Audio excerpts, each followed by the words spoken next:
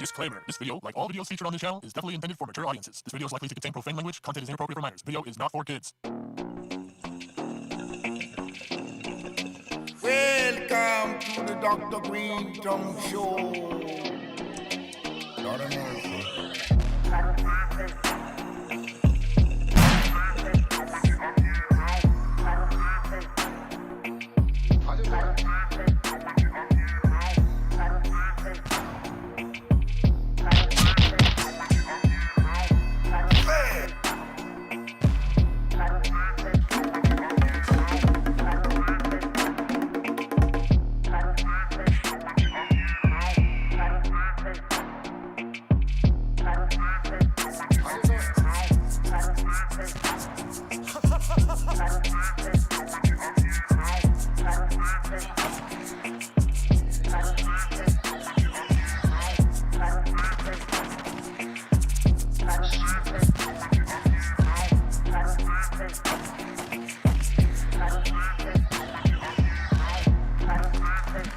We need lots of help down here today.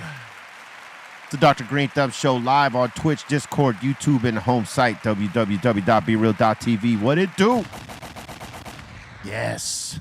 To my right, I got Mr. Goodlight, DJ C minus, up in here. Happy hump day. And we got our very special guest today, one of my favorite bar spitters up in here. Yelawolf is up in this piece. Yeah, we're here. Yeah. What an honor. Word up.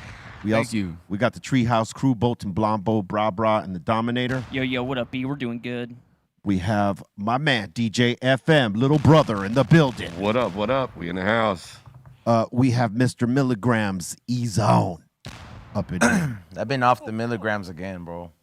You been off or on? No, I've been going What kind of milligrams was you on? Or SHO, solventless hash oil. But it's like 1,000 milligrams at a time. Yeah, it's a devastator. And I've been doing it because I wanted to build the tolerance again. You know, like not like I need to be tested or anything like that, but like I went on that bike ride. I've been doing it then, and then I just took it just for fun yesterday. Wait, hold up. Time out. You took RSO before a bike ride? Yeah. Every time I go bike riding on Mondays, I take it at 3 or 4 o'clock, so it hits. Oh, I see. Okay. Yeah. It's thinking well that it's before. gonna be fun, but it's just way more challenging. Yeah, I don't know why you would do that. Yeah, maybe that's why I like sweat through. It's good to sweat. Yeah. Yeah. It's good to sweat. It's good to burn some calories. Get There's that. something about cycling and doing drugs as well. Yeah. There's like there's something to that. There's a freedom that comes with it. Was it Albert Hoffman? Am I saying that right? Yeah. That like made like when about the whole LSD thing and then riding a bike.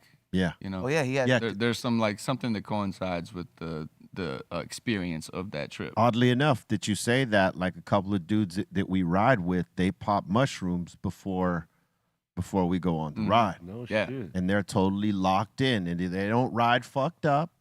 They're not doing wild shit. They're just riding. They're like in the zone. Forward movement. I think if you shroomed like in the melt mode though, like beyond microdose, yeah, then it'd probably get hard to ride because the visuals might change to some other shit. But I think if you're right there in the middle, you're straight. I did the dumbest shit ever in Alabama one time. I was like, I had a early experiences with LSD and mushrooms super early, you know? Yeah. Like just trashy drug use when I was super young. Sounds like one of us. Yeah. So fucking my boy was like, let's do mushrooms. I was like, dog, I that last mescaline trip, we used to, the pyramids. I don't know if you remember black pyramids. There were black pyramids with gold flakes in it. Yeah. You remember that shit? Yeah, I see. Well, it was going around Atlanta, and I was like 14 years old, and I did that shit in a Special K in one night. Cocktail. I locked in for like, I'm not joking, like weeks. Like I could not come out of that. It was really, really scary. So I went sober for a while, to say the least, trying to I couldn't drink or whatever. Everything would trigger my trip. Oh shit. And I was in Alabama, and my boy was like, mushrooms ain't the same, man. Just take mushrooms. They're not the same. So we fucking jumped the fence and picked shrooms, just dumb kid shit. Yeah. Picked shrooms right directly out of the patty. Oh shit. Got shot at. Oh. True story. I would imagine. No, so, you know, get the fuck off my property. Someone's mushroom patch. Hell yeah. So we ate them wet. Oh, bro. what that's the hell was that? Dude, that's Oh, poison. bro. Yeah, I ain't never ate them wet. It was disgusting, and Was it more straight up disgusting? out the patty, man. Like just like a handful, like Did it taste with, worse? with Mountain Dew. Did it taste worse than it being dry? Yeah, it's terrible. It tastes like shit. You never tasted it just to taste it? Not wet. No. hell no. I have, because remember when I was sponsored by that company and I would have them on those bags growing. One time I just took a little strip and it was horrid. Be real. If you think they taste nasty like that, they taste hella weird. Yeah. I mean, I don't taste like ever want to dirt, have though, a but, fresh like, one. Weird though. I don't think I ate like how you ate. What was Well, was the difference like? Well, just to get the full circle about the cycling thing, not even knowing, I jumped on a bicycle and rode around the backwoods for forever. It seemed like it was forever. I just tried to outride my trip, couldn't do it. But You were just ended tripping up and back at my riding. grandmother's house, like on the floor, at the foot of her bed, like really going there. I broke on through to the other side on that one. Portal, dude. Yeah, it was heavy. Like the feeling of riding while you were like tripping balls must have been crazy. Like you were floating or something, right? Yeah, it's like I remember all the honeysuckle bushes and shit, and the farms that were around my grandmother's house in Southside Alabama. I mean, we were in the fucking sticks, you know. Yeah. You know, it was back where my grandmother lived was Southside Alabama. It's not really that country, but it's deep off in it. You know what I mean? You know, the hoods are like across the river. Yeah. So it was a different kind of hood. But yeah, it was impactful to say the least. It was backwood hood. Fucking took a while to That's recover from that. Country hood is probably like way different. Oh yeah. Oh hell yeah, man. Way different. You think our But hood's you know what? Grammy. Well, you know what? Baldacci and John and Estevan took me to Florence. And You went to Florence? Yeah. Yeah. I hung out in Florence with the whole crew, and like I honestly, it reminded me so much of home. Like Right. Gadsden is like it was like a factory town. There was chickens running around, you know, the yard Yeah. and shit. I was like, man, this shit feels like home. It actually was way more comfortable there than it was like in like Brooklyn. Some places feel more at home for sure. Yeah. When you see shit like that like you grew up around, it's like, oh shit, this reminds me of that shit. You know what intersections they took you to? Man, don't get it twisted. I didn't go exploring or Oh, okay. shit. You know what I'm saying? I stay close to the fam. You know what I mean? Yeah, 'cause- I knew where I was at. You know what I mean? So respectfully, but yeah, no, I just hung out at the crib. We barbecued. You had a good time. Drank some drinks. You know. Oh, all right. They it was probably chill. took you. We to just went straight. I think Yeah. Baldacci's crib, like Yeah. his house. Yeah. I don't know the cross street. Nah, he stays in the hood. I'm like I've heard where he stays at, and he's in the hood. Salt Lake Park is where they used to like, you know, that used to be all their shit right there. It's like the deeper you go past, like if you take Western and then the warning shot is like Vernon. You know Yeah. what I mean? Like They got a deep hood, for That's sure. the warning shot. Yeah. And then once you keep passing Vernon, you'll see it gradually and you're like, oh, like this is what it is out here. And then once you start getting towards the 80s and the 100s, Yeah. Yeah. It's pretty deep. Florence is like that checkpoint. Like once you get to Florence, you're like, hey, homie, that Jack in the Box is dangerous. Yeah, absolutely. Hey man, I want to congratulate you. New joint, Thank you. War Story. Yeah. And I got to spit bars with you this year. You know what I'm Yeah. saying? That was awesome. Over, a track Muggs did. Yeah. That was dope. Yeah, Mile Zero, and thank you for that, by the way. What an honor, man. I me and Muggs have been talking about doing a project for a minute. We didn't know how we were going to approach it. Yeah. And it ended up being this, like, Muggs he's on some ethereal Yeah. existence thing. You know, like the way he sees music and hears music is just so, it's just alien, man. You know, but I do get it, and I got down with it. I loved it, you know, like bringing back that lo-fi hip-hop sound. So Mile Zero I love that project. And thank you man. again for being a part of that. Oh, And shout out to Del the Funky Homo Sapien yeah. and DJ Paul. Yeah. Yeah. Hey, It was a legendary project. You know? when I got the call, I was like, oh, hell yeah. You know, the irony of me writing that is that the reason I called it Mile Zero is that I drove to Mile Zero in the Florida Keys to write it. Oh wow! I wrote the whole album What's in Mile Florida. Zero? It's literally the beginning of all the interstates in the United States. It's like Mile Zero. It starts on that That's point. it. Like right where there. it starts. The 10, oh, damn. Everything. the 10, the what? The 95. Yeah, it's the southernmost point. Yeah. You can see Cuba with a telescope, Oh, well, shit. with binoculars or whatever. Yes, 90 miles. Southernmost point of America. Yeah. Mile Zero. So And that's how it. that. And you that's wrote how it at that point. I wrote it there. Did you feel like a connection to that point? Is that why you went there? Yeah, I did. I wanted to. I usually like what is it?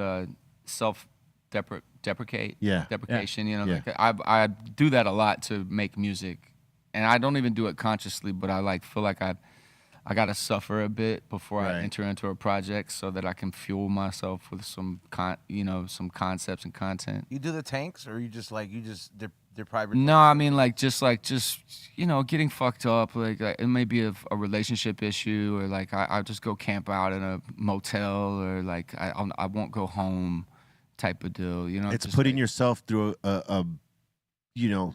some Isolation. no, putting yourself through a state, yeah, right? In a certain mind state. yeah. So in this instance though, I was like, you know what? I'm gonna do something opposite. I'm gonna go somewhere happy. I'm gonna go somewhere where I feel good. I was exercising, you know what I'm saying? Creekwater, my whiskey company, had just landed a spot at Walmart. Congrats. And, Hell yeah, Congrats, congrats. man. Thank you. During that time, and so like So you were in a better place. I was in a great place, and then like this is awesome.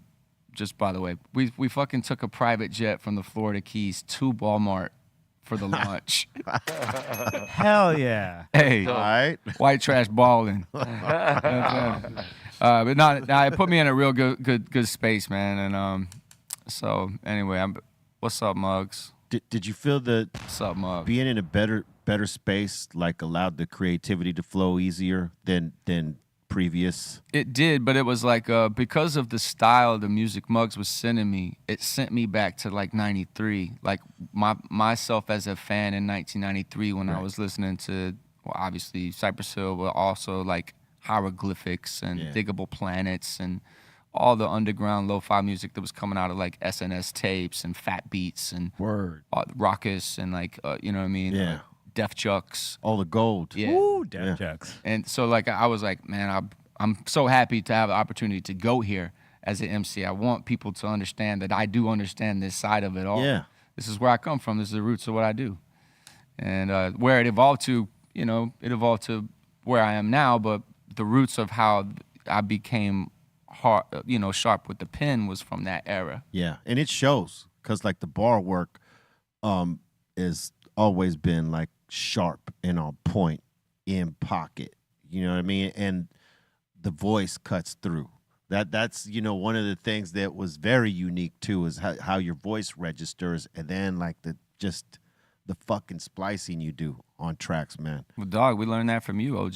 Well, thank you very much. Seriously. But like you took it to your own place, and Thank it's you. very distinct. And that's always been one of the important things I feel like in hip hop. Like someone has their own like vibe, right? And when you come out, and the bars are coming, and the tone, like it's unmistakable. We know it's you, and that's the shit that people remember. Well, between Be Real and I would say like let's just for the sake of conversation, between Be Real and Les Claypool, right, with his bass playing and how he approached like My Name Is Mud, Right.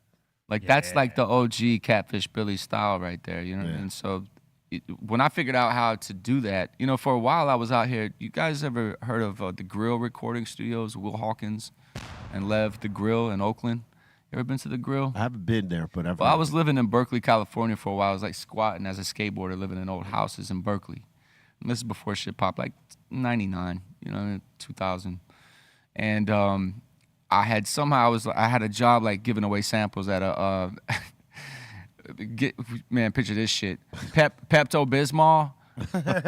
I was giving away samples of Pepto-Bismol at the Gay Fest in San Francisco on the streets. They had upset stomachs, huh? Yo, That was my life. But but we would give away any samples. But that was the day that I saw this big Def Jam tour bus, Def Jam. Yeah. I skated up to it and I was like, hey man, I rap. And I had my backpack on with this pink Pepto-Bismol shirt. They're like, you're a rapper. I was like, and I fucking fully convinced him. He's like, yo man, show up tomorrow if you really rap, come to Oakland. And I caught a bus and skated out through the hood in Oakland and went to the spot called the Grill Recording Studio as well. Turns out Hieroglyphics recorded there, Tupac recorded there, a lot of legendary rappers recorded there. Yeah. But they told me there in that time that my voice, I hadn't found my voice. I was too monotone. Right. And so it was years later when I cracked that, jump on the patio bike like a Pakistani, get packing the Mac 11, all that shit that started coming. Yeah. That was later. That was like I found my voice. And Yeah. I wasn't afraid of my own voice anymore. I was afraid to be too pitchy. Yeah. You know what I mean? But that was the very thing that changed my life. So thank you for the inspiration. And I thank Right Ram LZ for that, because like I had the same issue, right? Like my voice was not cutting through any of the tracks. And Muggs told me, hey, you got to do something about that. Otherwise, you're going to be writing for Send Dog. I'm like, oh, okay. Damn. And, you know, I borrowed a page out of Ram LZ's book because he would pitch his voice up and down. And I tried it, pitching it up, and it was on Real Estate. That was the first song that I pitched. I found my voice on Real Estate. No Because shit. after that, Muggs was like, we need to do this song like that, and the other song, every song needs to be like that. I'm like, oh. And then I had to learn how to do it, like, you know, as we're going, you know what I mean? Was that something when you found the voice, it was like you were learning how to craft the tool as you got it? Yeah. You know, but it's like, it's so like, when you hear yourself in a certain way, and I'm sure that you've experienced this, it's kind of like the first time Yeah. that you hear yourself back, Yeah. that you're like, oh shit, this is really unique. This makes me. Like, this is like, no one can go here. This is like my own space. Yeah. And it's so satisfying, man. It's like letting go. Man, Yeah. like let go, man. If you're an artist out there and you are really pushing toward like becoming an artist in any realm, like I don't care what genre it is, hip hop, rock and roll, let go. Letting go is the greatest thing that you'll ever do for yourself. Yeah. And it can be humiliating at a time, and people don't talk about that. It's humiliating to find your voice, and you have to fight through that embarrassment of like, you know, yell into your fucking pillow if you have to, but you have to find something in you that needs to come out. Break out of that comfort zone. Yeah, break out of the comfort zone, and like, you know, and doing that in front of a crew Yeah. is very hard. Oh man. Yeah. Cause they're on that ass, bro. They're fucking there, judge dog. you. They're there to give you that bullshit. Let me tell you, when I laid that verse down, I thought he was gonna kick me the fuck out of the studio.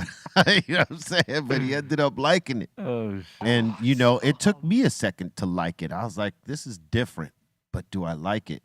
Yeah. And then as we're doing, you know, more songs, I got to like it. I got used to it. And then I started letting go.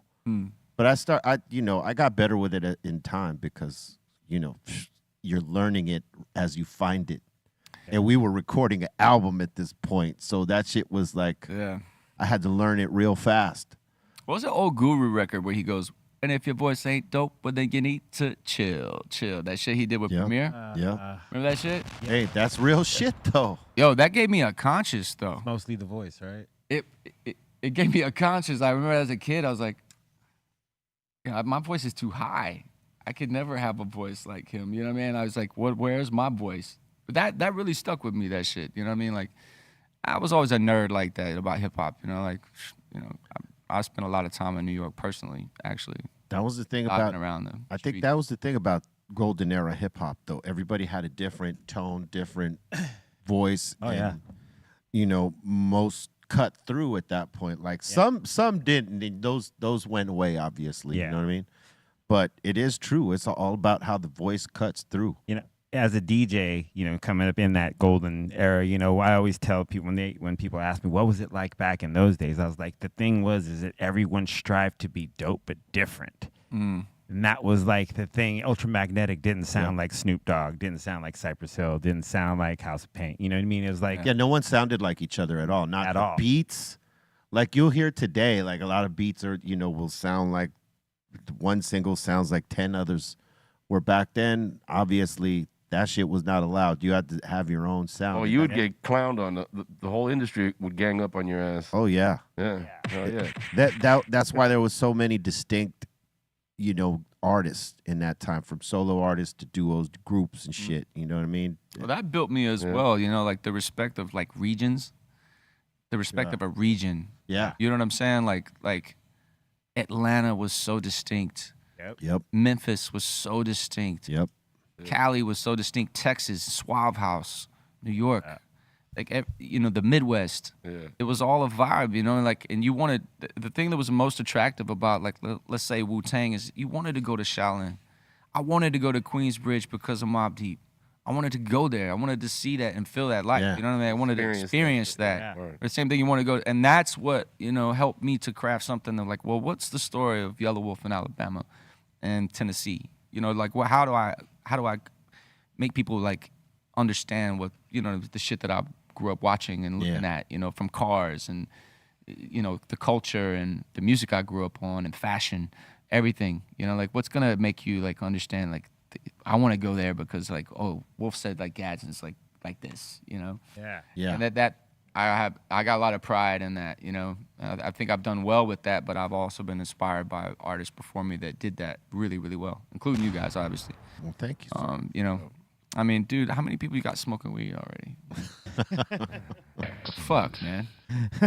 We help push it I mean, along. dude, what am I looking at right here? Right, by the way, I've never seen this before. Okay, so that's a glass tip. It's called the Funky Fill tip, and goes on joints or blunts, and it makes smoking joints and blunts much better. Yes. Where? Oh yeah. We swear by them. We don't smoke without them. You don't have to. You can save it for later. Listen, I know it's sacrilege right now, but I call it like, I quit drinking for a while and started just smoking weed, and I was smoking any fucking thing that anyone would hand me. Oof. Oh man. For deep, man, for like almost a year, oils, dabs, whatever. A little bit of everything. Everything. I didn't check it, whatever. And dog, I caught like I checked out, homie. Yeah. I caught a 5150 in San Diego. Oh man. Yeah. Yeah, they put me up. I went crazy. I went crazy. So like, but I love, I grew up on marijuana. My mama's been growing my whole life. My mother has her own legal brand called Mama Wolf Kush. By the way. Hell yeah. And so I'm very supportive of the culture, but it's scary. It's sketchy because, like, if you don't know where it's coming from, and that's the thing, man. But straight up, for the honor of being here, I'm firing up. I'll tell you, it's just a couple talks, like it's all good. I can guarantee you all that's clean and you ain't gonna trip out. But like, this is the thing, right? In this world of how we live in California and it's legal here, so we get a lot of clean concentrate products and things like that. But when you get outside of the legal states, and people give up oil and tinctures and any concentrates to smoke, that's when it gets sketchy because none of that shit is regulated. You know what I mean? And yeah, you could potentially smoke some shit that will give you a bad trip, bad energy, or just a bad feeling. It's like the early tastes really stages good. Of like when weed was becoming legal out here, bro. Like, and people would hand you different things or hand me different things. And there was some times where I was just like, oh man, thank you. And then when I would get home, I'd be like, ain't no way I'm smoking that. Oh yeah. Because you would know, you're like, this is unpurged, this has butane still in it, or it wasn't good material. People were just, especially the early era of carts, when people were giving you carts, bro, you didn't know what the hell they were putting in those things. Ooh. Yeah. Oh yeah. Yeah, dude, for real. Yeah. I still am skeptical when people hand me shit. That's why we always got our own shit all the time, because we know where it comes from and we know that it's clean, Yeah, there's a lot of like there's an unspoken like mental health thing that should be talked about, like with no, like, you shouldn't feel bad about it. Like I think not enough people really speak about it. But like for me, I definitely got I got like bipolar issues for sure. You know what I mean? And there's probably some schizophrenia somewhere inside. But if I'm not careful, I could trigger that. I have to doctor that. I have to take care of that. You know what I mean? Not to trip. Because at the same time, it is also my superpower. Is what's giving me the ability to write the way I write, Right. to take on these different arts and to bend genres and to step into these different ideas and shit. So I'm very careful and thankful for it.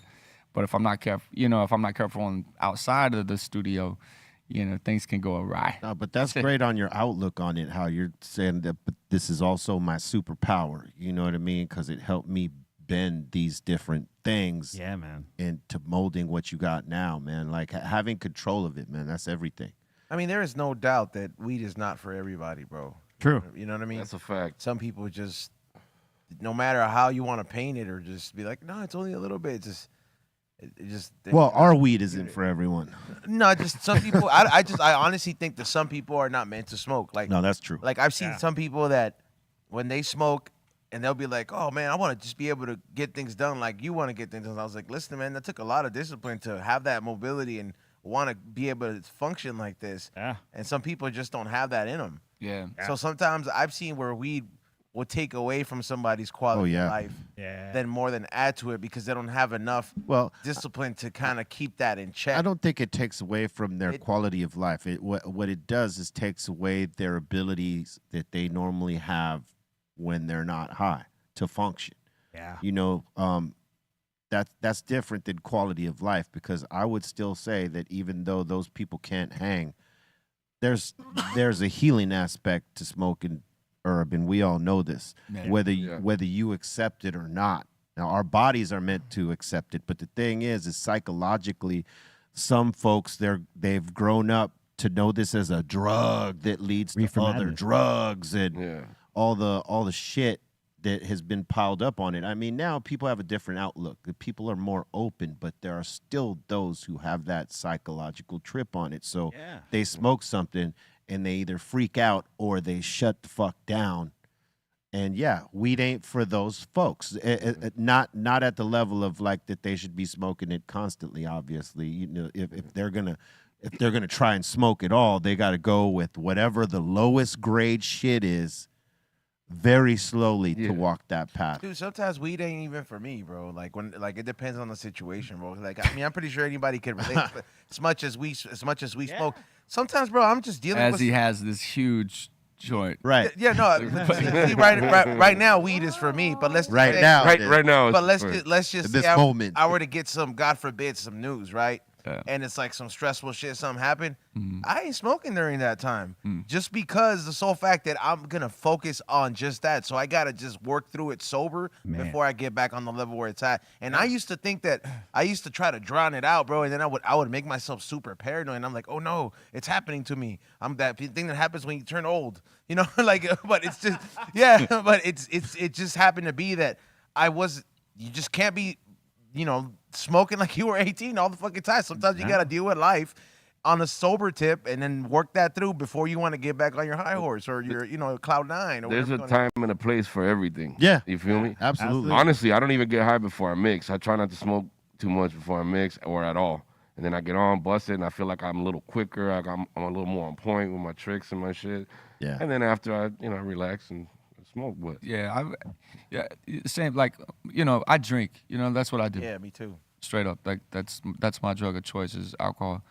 And on the flip side too, it's like you got like I have a really, really, really close friend of mine that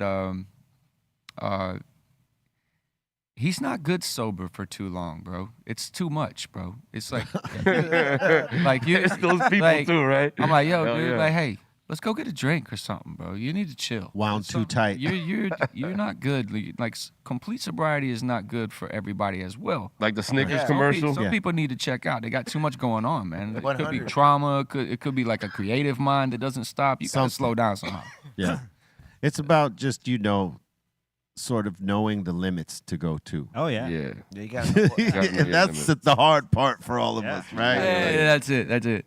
Once we fucking crack through, do we stop or shit? Am I gonna put my foot down on the pedal? And But think fucking- about drinking is that when you're an MC, it's so scary to be fucked up before a show that you won't do it. It's not gonna happen. Yeah, I'm not stepping on the stage drunk, or I'm not stepping on the stage at all. Because I can't get through my verses. I can't even perform. See, that's the thing. Same here. I forget words. If I'm too loaded, on the alcohol, I will forget words. Yeah, it's a wrap. If I'm high, now I don't forget anything. You know, not most of the time. Hold up, let me just do this. Most of the time, Yeah. I don't forget nothing when I'm smoking out. Well, But, so like, when you're if an I had- artist and you got shit like that, it forces moderation. right? You know what I'm saying? That's It why forces moderation. You can't. There's Yeah. no fucking way. I can't do this show. That like is I good. might have You have one, to wait. I might have 1 or 2 shots before the show, most likely one. Yeah, yeah. But not 4. What do you drink? Well, it's whiskey and then sometimes tequila. Mm.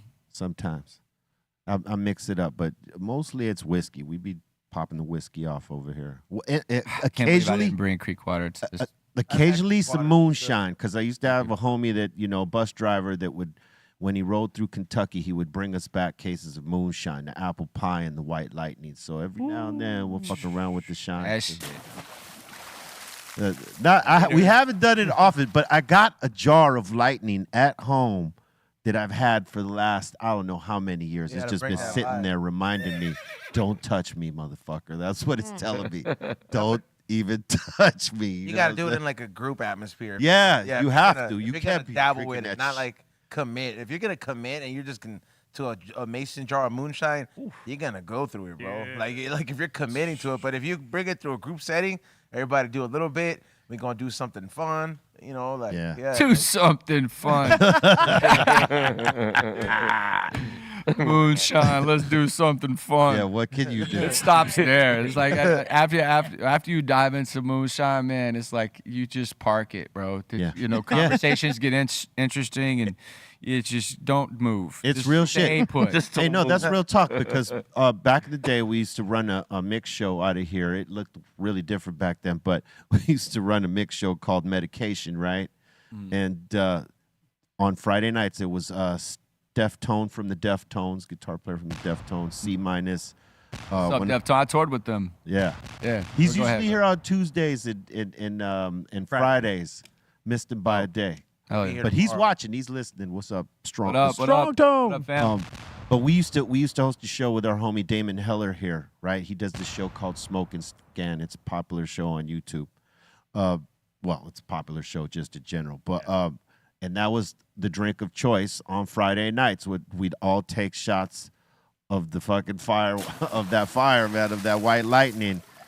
And these guys would mix, and we'd just be vegging out on that on the counter. Like, we'd be high as fuck, but Yeah. but the moonshine would just have us chill, talking some crazy shit. It's a vibe. It's a vibe. Great things can happen during those sessions. Absolutely. Yes. Lots of great ideas can come from moonshine sessions, but I swear to God, sit still. Yeah. Let that shit happen, baby. 'cause He likes to do it's- activities for all kinds of shit. Dude. Yeah, bro. This even guy's when I- Mr. Activity over Even here. like when I take it to like the highest point of being like high, like 1,200 milligrams is high.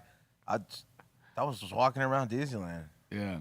That's fun though. Yeah, just walking around, just do it. I'll go on a hike and do some shit like that. You're social. Yeah, You like to see animals, I like people, I like to see the world happen. flowers and trees and shit. I used to be that way.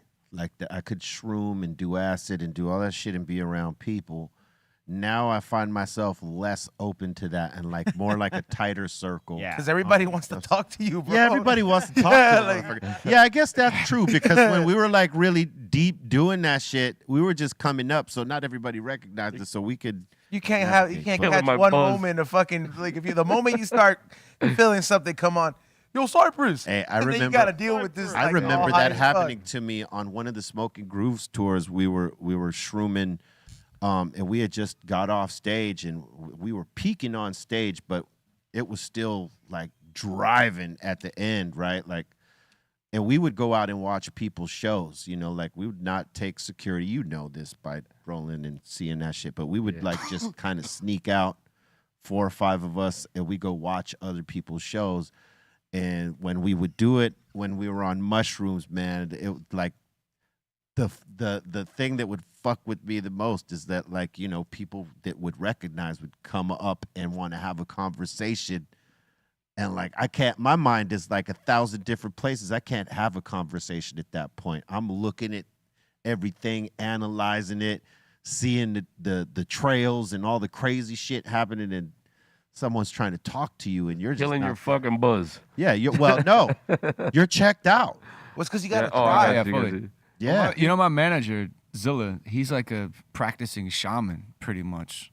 Like, I'm dead serious. He does Like like Toad? he'll like make ayahuasca and like take people on journeys, and he does like he like cultivates mushrooms from like mycelium from a petri dish, and he does shit like plays like Led Zeppelin for his mushrooms, and like cleanses himself before he goes into the room. Refuses to sell them. He only gifts them. It's only allowed as a gift. He doesn't That's sell true it. yeah, that's positive energy. Yeah, that's right the there. true Yeah. mushroom hand. Yeah. Yeah. And I swear to God, like he's on another level, man, and like it's pretty amazing that he has time to juggle my career and also involve himself in those trips. But it really has made him better. Like I can really say that, like I've known him since I was 12 years old. Have you done it? Ayahuasca? No, bro. You're not ready to throw up that black stuff? Man. I'm so afraid of losing something that's Right. makes me. Like what they call ego death? That shit sounds scary, bro. Ego death. Yeah. I like my ego. I'm cool. That's I what I'm- I don't want my ego to die. You My have to- ego keeps me alive. You must embrace it. You know what I'm saying? I have heard that quite a bit, especially these past few years, ego death. But it's scary. It's scary for me. It's just only because I've done so much, bro. You gotta understand. I was huffing Freon at 12 years old. You know what I mean? Like I was smoking Sherm at 13. You know, like So you did not. I've done so many I've done most all drugs, man, except for heroin and coke. You never did coke? Somehow it missed me. I smoked it. Well, that's good. I smoked it once in a joint. Primo. Damn, that's crazy that one missed you. Yes, thank God, man. Yeah. Me on coke is not good. No. Did you do the balloons, the nitrous? The way that I chop, can you imagine? Yeah. Oh man. Could you imagine? He'd be going too fast. It's like what the fuck Worldwide did he say? choppers, me on coke, doing worldwide choppers. Yeah, right. Oh yeah. Is Freon the same thing as huffing the balloons? Well, the way we used to get Freon, we can talk drugs all day. But the way we used to get Freon is that we would take a black hefty trash bag to a AC unit behind the apartments, and there was like a tube that stuck out of that AC unit, kind of like a tire, and you could put a nail or a knife and leak the Freon into the bag. You fill up the bag with Freon, and just That's inhale that crazy. shit. Oh, that's like it's extreme. Now we just got it. Yeah, you weren't screaming like Yeah, that. like that's It was terrible, man. Whippets. We probably died all the time. Like, I mean, seriously, it was ridiculous. Yeah, at What's least you what's the trashiest drug you guys have ever done? That's probably my low. That's probably, I mean, huffing gas, sniffing glue, that's lightweight compared to inhaling Freon from a trash bag. That's like desperate. Like, I'm getting stoned. I tried opium one time in Rome. There's a fucking Opium? yeah. That shit is high class. What are you talking That's about? basically heroin. It's basically heroin, right? I mean, Almost. it's It's that heroin. high- Almost. yeah, it's like the stage before heroin. It's yes, the stage of That's like the Rolls Royce of drugs. What are you- yeah. That's about it. I can do. I mean, acid, of course, but I mean, It's not I had trashy, bro. I'm talking about, have you smoked banana pills? Anybody? Banana peel. no, I ain't smoking Come that. on, man. I think the lowest. Y'all had too much money. Which is the cheapest one is just whippets, bro. Like getting the full tanks, like, cause that's like you see that like people will do that shit in the streets. Remember, like when I was going through that phase of just getting the tanks filled up. Yeah. Yo, Whippet shit has got fancy. Have you seen these Whippet things? Dude, I have 5 yeah. tanks up there, bro. You got them. Like I'm talking about the full collection. tanks. Like, But the things that you take it from are very fancy now. oh, those are the baby tanks, the ones they sell at the convention. But like, there's places where you go fill them up here, right? Like different. Like, you gotta know somebody, but like Yeah, you get you'll big get your own balloons. car race tank, which is clean. You buy it brand new stock, and then they fill it up with dental grade. that shit looks like a scuba tank. Yeah. And then you just attach the balloon on Yeah, there. shit. A while back, we were at this. We were DJing a spot. I can't remember the spot we were DJing at, but there was these dudes right on the corner, across the street from the club, selling fucking balloons. Yes. Remember that? Yeah, I shit? remember that. Shit. Yeah. 2 Yeah. for $5. See, I don't remember So- what last trashy drug I think. I think it was like not necessarily opium like that, but we had a release party popping off at the Limelight in New York for Temples of Boom, right? And the chick I was dating at the time, she wanted to do ecstasy, so I fucking had my homie go down there and get what he thought was ecstasy, and there was like a black dot in the middle of this pill. Yo, dude. What? We did it, and we were jelly, son. We couldn't do shit. We were just on the floor like, I had this. Did you guys ever run across that ecstasy? It was called chocolate chip. No. It sounds like that. It had heroin in it. Yeah, that's probably what I had. Yo, so my homeboy Screwy Louie, rest in peace. He gave me he all he wanted to be was a drug lord. This kid, when we were like in like 7th grade, he was nuts, and he really set out to do. He was gonna do this shit. He passed away now, but he was like, we're gonna be drug lords one day. What we're gonna do? This is your first. I'm fronting you this. He's nuts. I'm fronting you this bag of ecstasy. He gave me 10 pills of this fucking ecstasy with heroin in it. Yeah. And I ended up doing it all, bro. I had to go like work at Subway to get my boy his money back. Like I had to. It was just like I was terrified. I was never made to sell drugs. It was bro. a hard lesson. I enjoyed it too much.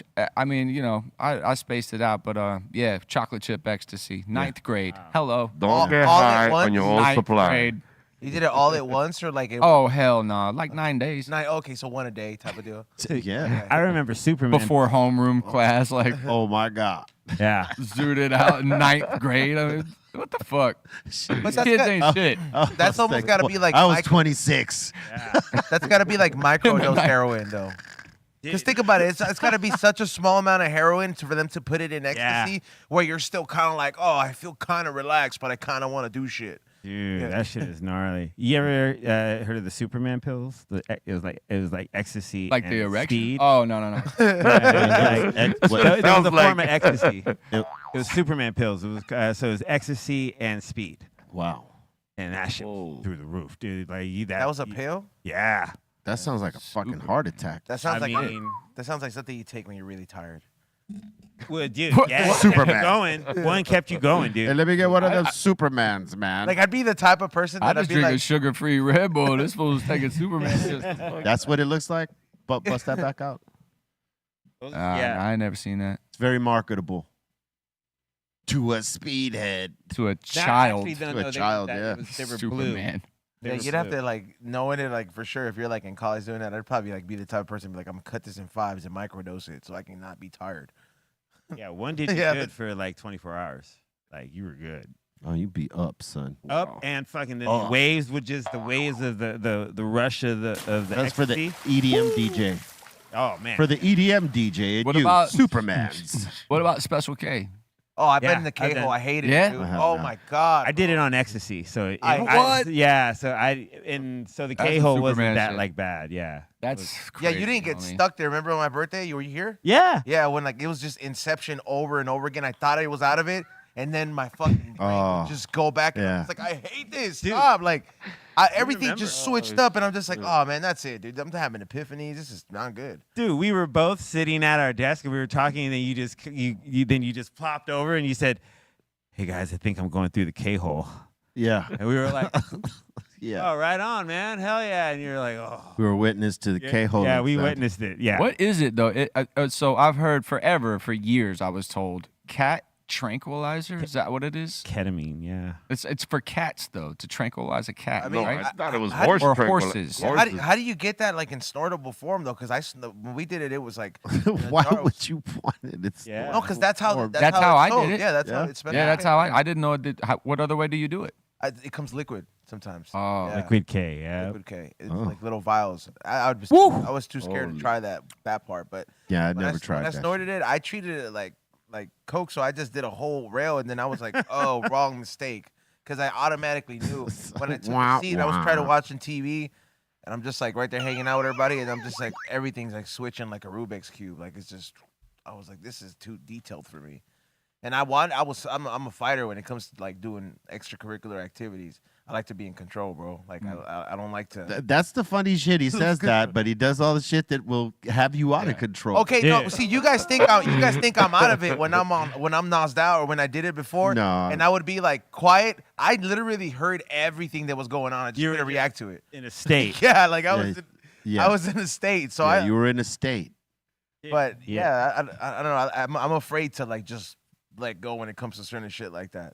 Even worse, the time that I did K, I was on ecstasy at Magic Mountain, and we did like halfway through the day. The homie was like, "Hey, we need to do this special K." I was like, "Yeah, for real." We were already in the middle of the roll, and he's like, "Yeah," and he was like, "Yeah, dude, let's go." And I was like, "All right." So we went in the bathroom, we did a couple bumps, and it was like, "All right, cool." And then after that, I was the most fearless dude on earth. I was not afraid to go on the Superman ride where you just go straight up. There's just any ride. I was like, yeah, sure, whatever. And I was just like the most calm, like going into it. Everyone else was just like, oh my God. I was like, yeah, dude, I feel this shit. But I'm like completely just like, yeah, whatever. Let's get on that one. Yeah, and that one too. Yeah, let's go. I think everybody has the "it makes it better" friend. You know what I'm saying? Yeah. Dude. And that's the makes problem. it better. That's not a friend. And bro. you're That's already not a chilling, friend, and you're yeah. like, nah, man. You're like, fuck it. If it makes it better. Yeah. Was that Jon Stewart and fucking Half Baked? Yeah. But you just want to hear that though. Hey, bro. All my life, I tried to stay away from motherfuckers like that because I already knew what that other side was. You know what I mean? I had older brothers that were older brother that was a drug addict. Yeah. So I already knew what the other side of this makes it better. I did my shit, but I made sure to like limit the craziness that I was doing just because I had an example. You know what I'm saying? Yeah. I mean, coming in and, coming into your garage and seeing your brother with a fucking needle stuck in his arm. That's a pretty crazy example. You know what I'm saying? While he's nodded out. So I knew, like, okay, I'm a do my experimental shit, but there's certain things I'm not going to do. It's funny what we consider dirty and not, because I had the same perception. That's why I didn't do coke because I didn't like the way it looked. I'm that aesthetically, like I like style. Yeah. You know what I'm saying? For me, I was just, that doesn't look good. This doesn't look good. I like the way smoking looks. I like the way drinking look. You know what I mean? But doing coke was always like kind of extra. It was like gross to me a little bit, and needles was like, fuck that. That made me feel like weird. It felt weird. I saw two people like that in my life, and that's why I like never had the curiosity for it. Like it's just like that scene in Blood In, Blood Out, right? When the kid comes and he sees his older brother and their homeboys they're knotted out, they're done, they're like and they got one of them's got the needle in the arm and shit like that. Come across that. I saw that twice in my life, man. Once with my older brother, and there was another dude that lived in Southgate. His name was Abraham. He was like older than we were, and he had never forget him, by the way. Yeah, no, and he had a brother named Isaac, and they were both lockers.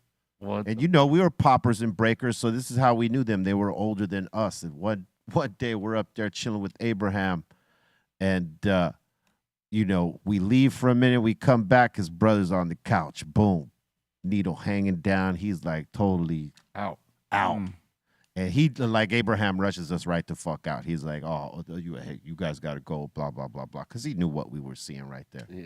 Yeah, if I would have experienced, I the same thing. I had an uncle that I walked in on, and it was kind of the same, like the chick with her titties out, and like it was like a whole it's just ugly. But if I would have seen it for the first time, like John Travolta in Pulp Fiction, I'm cool with that. Right? I like that. Yeah. You know what I'm saying? But like I saw it dirty early. You know what I'm saying? So I was turned off by it. And then the same thing with coke. Like later on in life, I'm like, I don't like how it looked back then, but I've seen it done. I'm like, that's not so, it's kind of fly. You got a little spoon on your necklace, you're like, just chilling, whatever. Yeah. For me, I always pretty much stuck with the mushrooms and like sometimes acid and shit. Kept it easy with the weed. Yeah. Meth. Nah, hell no. That's anybody? Yep. Hell no. Yeah. Can't say that I have. Let's go, dude. Okay, so I've never smoked it. I didn't get to that. I've actually only tried it once, and I snorted it. It was like a rail of meth. Yeah. Rail of meth. Mistake. Yeah. Same. You thought it was like something else? No, I knew it was meth. I was told this is crystal meth. Here, I was like, all right, bet, let's go. I didn't really like it. It got me hype and kind of clairvoyant. Yeah. Right. And that was it. But I was like, I had already done some, I was already in love with weed and drinking and shit. So like, I didn't like, it didn't move the needle for me. Yeah, it didn't move. Thank God, because Yeah. could have went south. Yeah, man. Being from Alabama and all. Yeah. Yeah. Oh man. Is that how you did it, Chris? Well, it was. What, in Alabama? No, Tell me you did meth in Yeah. Alabama. It's meth in Well- Alabama, son.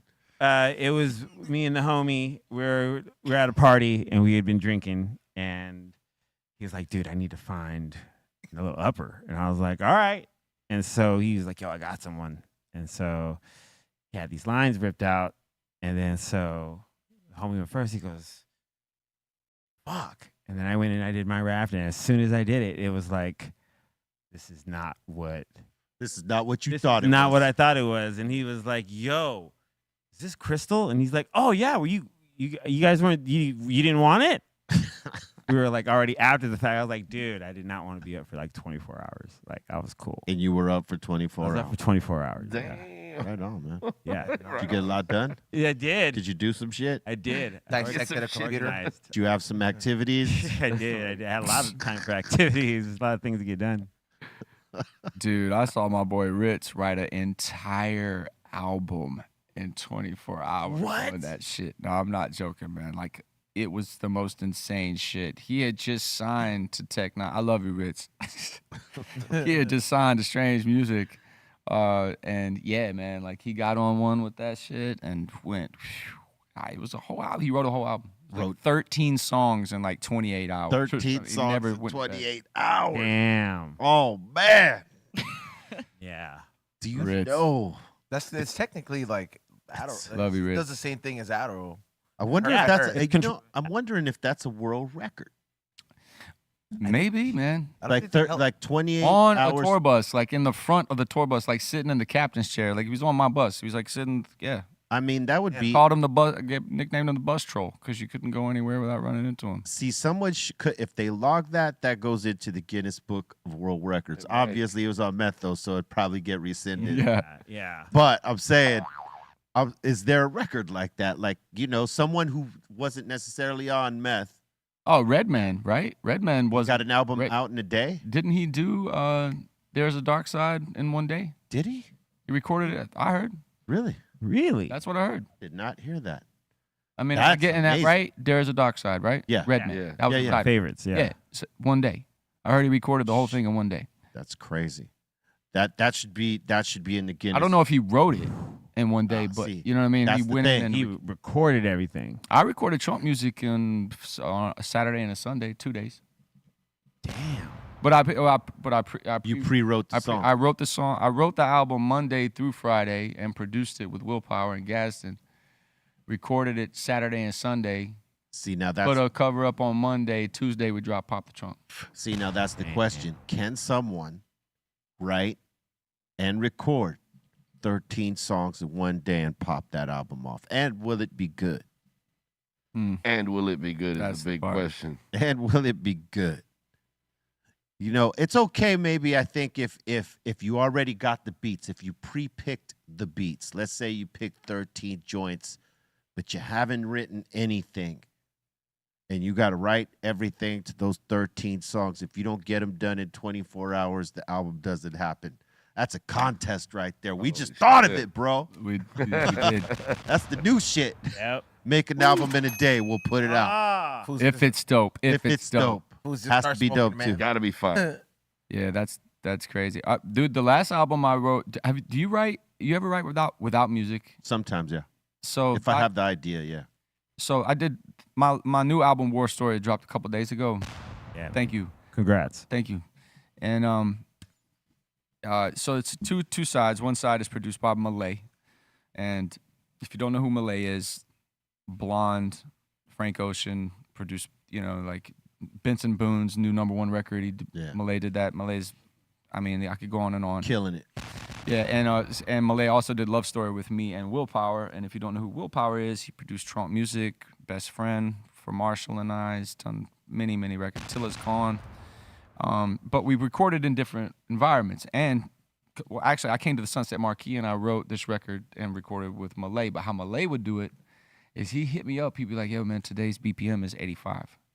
And send me a click, clack. Oh, and click, just have you click, write to the click. BPM. And I wrote to the BPM, That's everything, crazy. raps and melody. And I would go in every day at 2. Huh. 2 o'clock, I'd have a song ready. That was the mission. Every day at 2 o'clock. I walk in there at 2 o'clock. He put on the click track or a break beat. He'd be like, I got a break beat. This is the tempo for today. That was all. There's no music, no nothing. And I record everything, and then he'd be like, all right, bet. And just sit there and Build start around it. producing around the record. It was crazy. And it came out so good, but I've never recorded like that. I was That's curious pretty dope. if you've ever done that. Damn. That's dope. I have not done it like that. Like that a producer's like building around some like almost like a skeleton type Yeah, thing, right? It was amazing. Like, I don't even know how he was, because, I'm coming in with melodies as well. Like, full, like, I wrote the record that Jelly Roll ended up getting on Trailer in the Sky. That was all, that whole melody just came out of thin air. That was just to a click track. Wow. But we ended up putting Jelly on the record, Yeah. of course. But shout out to Jelly Roll, by the way. Yeah, he's killing it out there, man. Love you, Yeah. bro.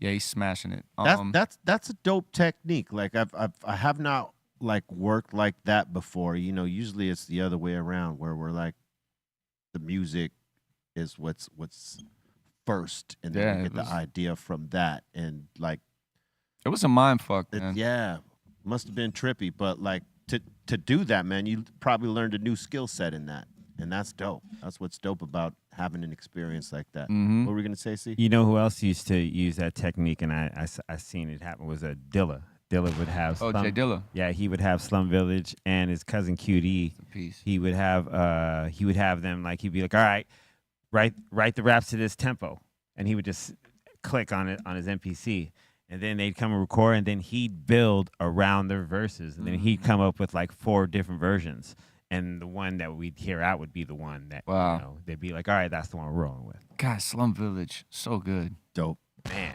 But I'm still tripping Come off on. of the right to the metronome. Yeah, I mean, that's what I'm saying. Like, Because you could basically, if you're like in that pocket of that metronome, you could basically program the beat any way, and it's just gonna land. yeah. Yeah, and that happened. That actually happened a couple times. Like, like when you see, like when you're looking at a Bach, like, and you're seeing it from the inside out, Yeah, or windshield wipers. You know what I'm saying? You're in a different. He caught different tempos yeah, that I didn't even hear. I was just like, I was writing to my own. yeah, yeah. It That's was cool. like Yeah, you my were own you were drum. pretty much free to like flow however, Yeah, because it was gonna land, on the I one would just no matter dip. what. I would record and dip. I would leave.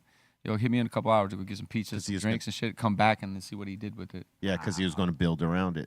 That's amazing. That's dope. Super dope. That's I a like dope that. technique. Yeah. You, Very but hard you to do though. You got to have vision for that though. Yeah. Because like if you don't have an idea or a vision of how to connect those dots, man, that'll be one of the hardest ways to produce a song. Yeah. Yeah. Because usually you're giving the beat to the artist where it's like it's already sort of in the middle of done. You know what would be rad if to add on to your contest, what we do is we come up with like 10 songs that we do to a click track, and we give that to the world and be like, whoever produces the best album on this acapella Boom. wins the Yup. record deal. I That would like be sick. That would be that'd sick be right great. there. See, Oh, we're, man. I we're bet you brainstorming. the most amazing talent would pop out of the world. Some kid in Yeah. Some you crazy know, it's country. like Iceland or some shit. You know what I mean? Some like Yeah. no one is peeping in on. I bet you could discover a lot of great production by doing that. I agree, man, because I know there's some talented producers everywhere right now that like are keyed in a different way. They just don't have light. Well, I'm in. Let's go. I'm Yeah. in. I Come in. got a verse for it. We could do this. We got this. I mean, it's what we do. Yeah. Give me a click track. I'll fucking rap to that shit. Yeah. Hell yeah.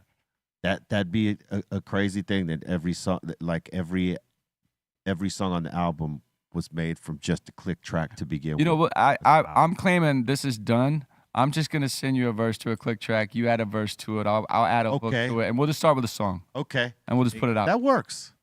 and then see who comes up with the best, Best beat for best it. beat. Best music. Which is crazy because it's usually the other way around, isn't it? Right. Who's got the best verse? Who's got Yeah. yes. Nah, who's got the best beat? Yep. bro. Who's got the best beat? Let's highlight let's give love and flowers to the producer. That's dope. Hell of a That would be challenge fun. for a producer too, and I mean, it's really difficult to fuck with samples at that point as well, because that's already kind of structured too much. You know what I mean? You gotta fit it in with the. You gotta hope your sample that you hear with Yeah. that goes Yeah. to that click track. Yeah, And I'm- it's got to be clever, man, or you got to go from scratch. And doing this, I'm throwing it out there. I'm not gonna make it easy. I'm gonna pick pockets on this beat, on this click track, whatever tempo we decide to land on. I'm not going easy, bro. Yeah. I'm gonna pick shit. breaks. I'm gonna snap, chop, flip. I'm gonna hit different pockets. I'm gonna make it challenging for it. That to me, that's gonna be fun. It's gonna challenge you, yeah. motherfuckers out And I'm there. gonna throw a melody on there too that you're gonna have to write chords to. Yeah. Yeah. That's And the you- other thing. Dude. Yeah. Matching the fucking chords. That's the Oh, shit. You know what I mean? You Yeah. better know the keys. Know the key. Know the Uh, keys. Oh, music. Yep. Know music. Or and love music. You know what I'm saying?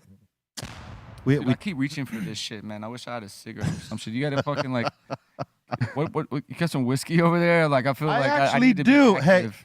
hey, Aton, bring us a couple cups over here, and here, you be the bartender. There you I go. feel very I feel like my hands need to be busy. I'm over fiddling with a fucking lighter. I keep reaching for this joint. Like, don't do that, dog. You're good. You've had enough. You've had What to do with my you've hand. had a few sips. You're gonna go get the cups. Yeah. All right, cool. the bottle's engraved with your name and the Slick, Ricky cypress. Bobby. See, I don't know. That's so I don't know what sick. to do with my hands. Ooh, look at this shit. Four Roses is what's up. Yo, my whiskey company, Creekwater. I gotta send you a box up here. Absolutely. We're dropping a smoked peach this year. Nice. 35% alcohol. It's the most drinkable thing we've ever made. I'm not obviously, yeah, okay. Shameless plug. Okay, whatever. But I'm being for real. It's all good. It's so good. It's really like the best thing that we've made. And like you could have like it's almost like a bottle of wine. You can have like 4 to 5 homies and clean a bottle. They're gonna smash and that chill. bottle out. And chill. You're Yeah. not gonna be blacked out. It's like that shit's banging. Smoked peach. Oh yeah, you gotta send some. Oh yeah, that's Creekwater. That's the OG right there. That shit's 100 proof. That is dangerous. That's that proof. Oh shit. That's That's that 100 set. proof. That's to set the house on fire shit right there. That Lucy Goose. Yeah. Or hey, you got shows coming up, right? You got Portland, Denver, Kansas, and Kansas Mm-hmm. City. I mean Kansas City. Yes, sir. Yeah, shows coming up. Yeah. You look forward to Yep. doing the shows? Yeah. Yes, I do. But my DJ the other night, he got sick in Nashville, and he couldn't make it to the show. Oh shit. And it was T-Pain's festival. Oh. Right? So it's me, Pain, Flocka, Yin Yang Twins. It's a fun time. And I got this whole production up. I got a train, a big LED screen, smoke, lights, lasers, all kinds of shit. And it's a big deal because I'm a huge fan of Pain, but, we've built a friendship as well. And I wanted him to see That the you were show. taking this shit like mad serious and like gonna put on a show. Because I do, and Yeah. that's what you know what I mean. And like honestly, there's not many MC DJs like duos like me and DJ Clever. Right. It's actually really rare. He's a multiple DMC champion DJ. You know what I mean? So his scratching and his blending is unbelievable. But then he looks like fucking like ZZ Top or some shit. He's got a long fucking beard and hair. He wears leather and fucking covered in tattoos. So the whole thing is just like, it's serendipitous how it all happened. So I really, I love Clever. I love rocking with Clever. That's dope. Didn't fucking have him for the show the other night. This is for real shit. Got up in the morning, yo, Clever misses flight. The show was at 4 p.m. Oh man. It's 11 a.m. Show's at 4 p.m. We're in Minneapolis, and I snapped. Fuck it. I can't do the show. I'm not doing the fucking show. I'm not fucking going to doing the show. worked myself up to, all right, goddamn it, okay, I'll do the fucking show. I said, so we sent the files to my manager. My manager stood at the DJ booth with a fucking laptop and hit fucking spacebar to start the song. Oh, man. To start the song and to stop the song. I know that was killing you. But I mean, hey, you got I it fuck off. with your producer right now. I fuck with this producer with the sound effect. Oh, he's good. No, but I mean, you got it off though. Yeah, fuck, hey man, It's just I do me, like, fuck that. Yeah. The show goes on, always, you know what I mean? Because I remember before I had a DJ, I used to walk up to the club open mic and give the DJ my CD and just hit press play, bro. Yeah. My show's done. you had to go back to that mode. Yeah. And sometimes you gotta, because like things happen, man. Shit like You gotta be ready, you dog. gotta be ready. So if your DJ doesn't make it, that show must go on. Have you ever had well, I know you have, so I'm just wondering which or what was the most. Thank you. You're welcome. The biggest fuck up in front of the biggest crowd. Like, if anything went wrong at all. Lights, sound, lost the mic, whatever. Because I got one that's a motherfucker. The biggest crowd that I've fucked up in front Even if of you probably- recovered from it, no matter what it was, like, is there a time that... It was like, I would say probably, it wasn't like our biggest crowd. It was maybe like about 15,000 people there. That's a big crowd. Well, it was like a small festival, I should Yeah. say. Not like the ones we would eventually do later, but it was like something we did with Naughty. I think it was in like Hawaii or something like that. And I had too many drinks, and I fucked up on 3 songs in that set. I fucked up on Real Estate. I had Muggs restarted 3 times, couldn't get it right. No way. Fucked up on Hand on the Pump and confused it with Stoned is the Way of the Walk. Oh, God. Because they start with the same line, I'm an alley cat, right? Yeah. And then it was Insane in the Brain. I was like in the middle of the song and I lost the second part, bro. And I just kind of froze there. It was a big fuck up that night. Naughty was supposed to headline, but one of them was, one of their wives were having a kid and they wanted to like take the earliest flight back. So they were, Tretch? yeah, I don't know if it was Tretch. One of them, can't remember which one of them, but they were like, hey, we need to switch up time slots with you, right? So we're like switching, and given Insane was doing work right there, they were still the headliner, and we'd done shows with Nadia. We know how fickle their fucking crowd could be. So I was a little nervous, and I drunk too much to get over it. And man, that was like the worst crash I ever had. 3 fucking songs, not just one. 3, and trying to restart one of them 3 times and fucking up in the same spot every time. It was horrible. That was my greatest moment. Hey, I fucked up once, and you were there. When you broke your fucking You were there for that one too. out, yeah. Oh my God. Okay, but in Amsterdam once, in doing a Psycho Realm show, I cut off the last. I mean, fuck, were you smoking like a foot-long joint you lit on stage? I'm getting high as fuck. And I cut off the last verse of, I think, Psycho City Blocks. And all the rappers turn around and look at me like, what the fuck are you doing? And I was like, I'm fucking high, bro. Move it. Next song. Beep. Yep. Damn. I got a couple. I got two in particular that are entertaining. The first one, oh God, man. The night before, I had just told L.A. Reid to his face in front of the entire label. This was like days before Christmas, bro. And Pop the Trunk was just starting to get legs, and so deals were starting to come around. But I was like, I knew what I wanted. I knew where I wanted to be. You know what I mean? I had my sights set on, honestly, Interscope and Shade. I really had my sights on that. Shit. So I was like, I basically turned down the deal. That's like going to the Yankees if you're a baseball player. Well, the Dodgers. Yeah. Needless to say, it really disappointed the people that brought me there. Kawan Prather, love you, bro. Jeremy Jones, Bear Loke. That was my team, and they were like, "Yo, it's a fucking record deal. You out of your fucking mind? You ain't got nothing. What are you doing?"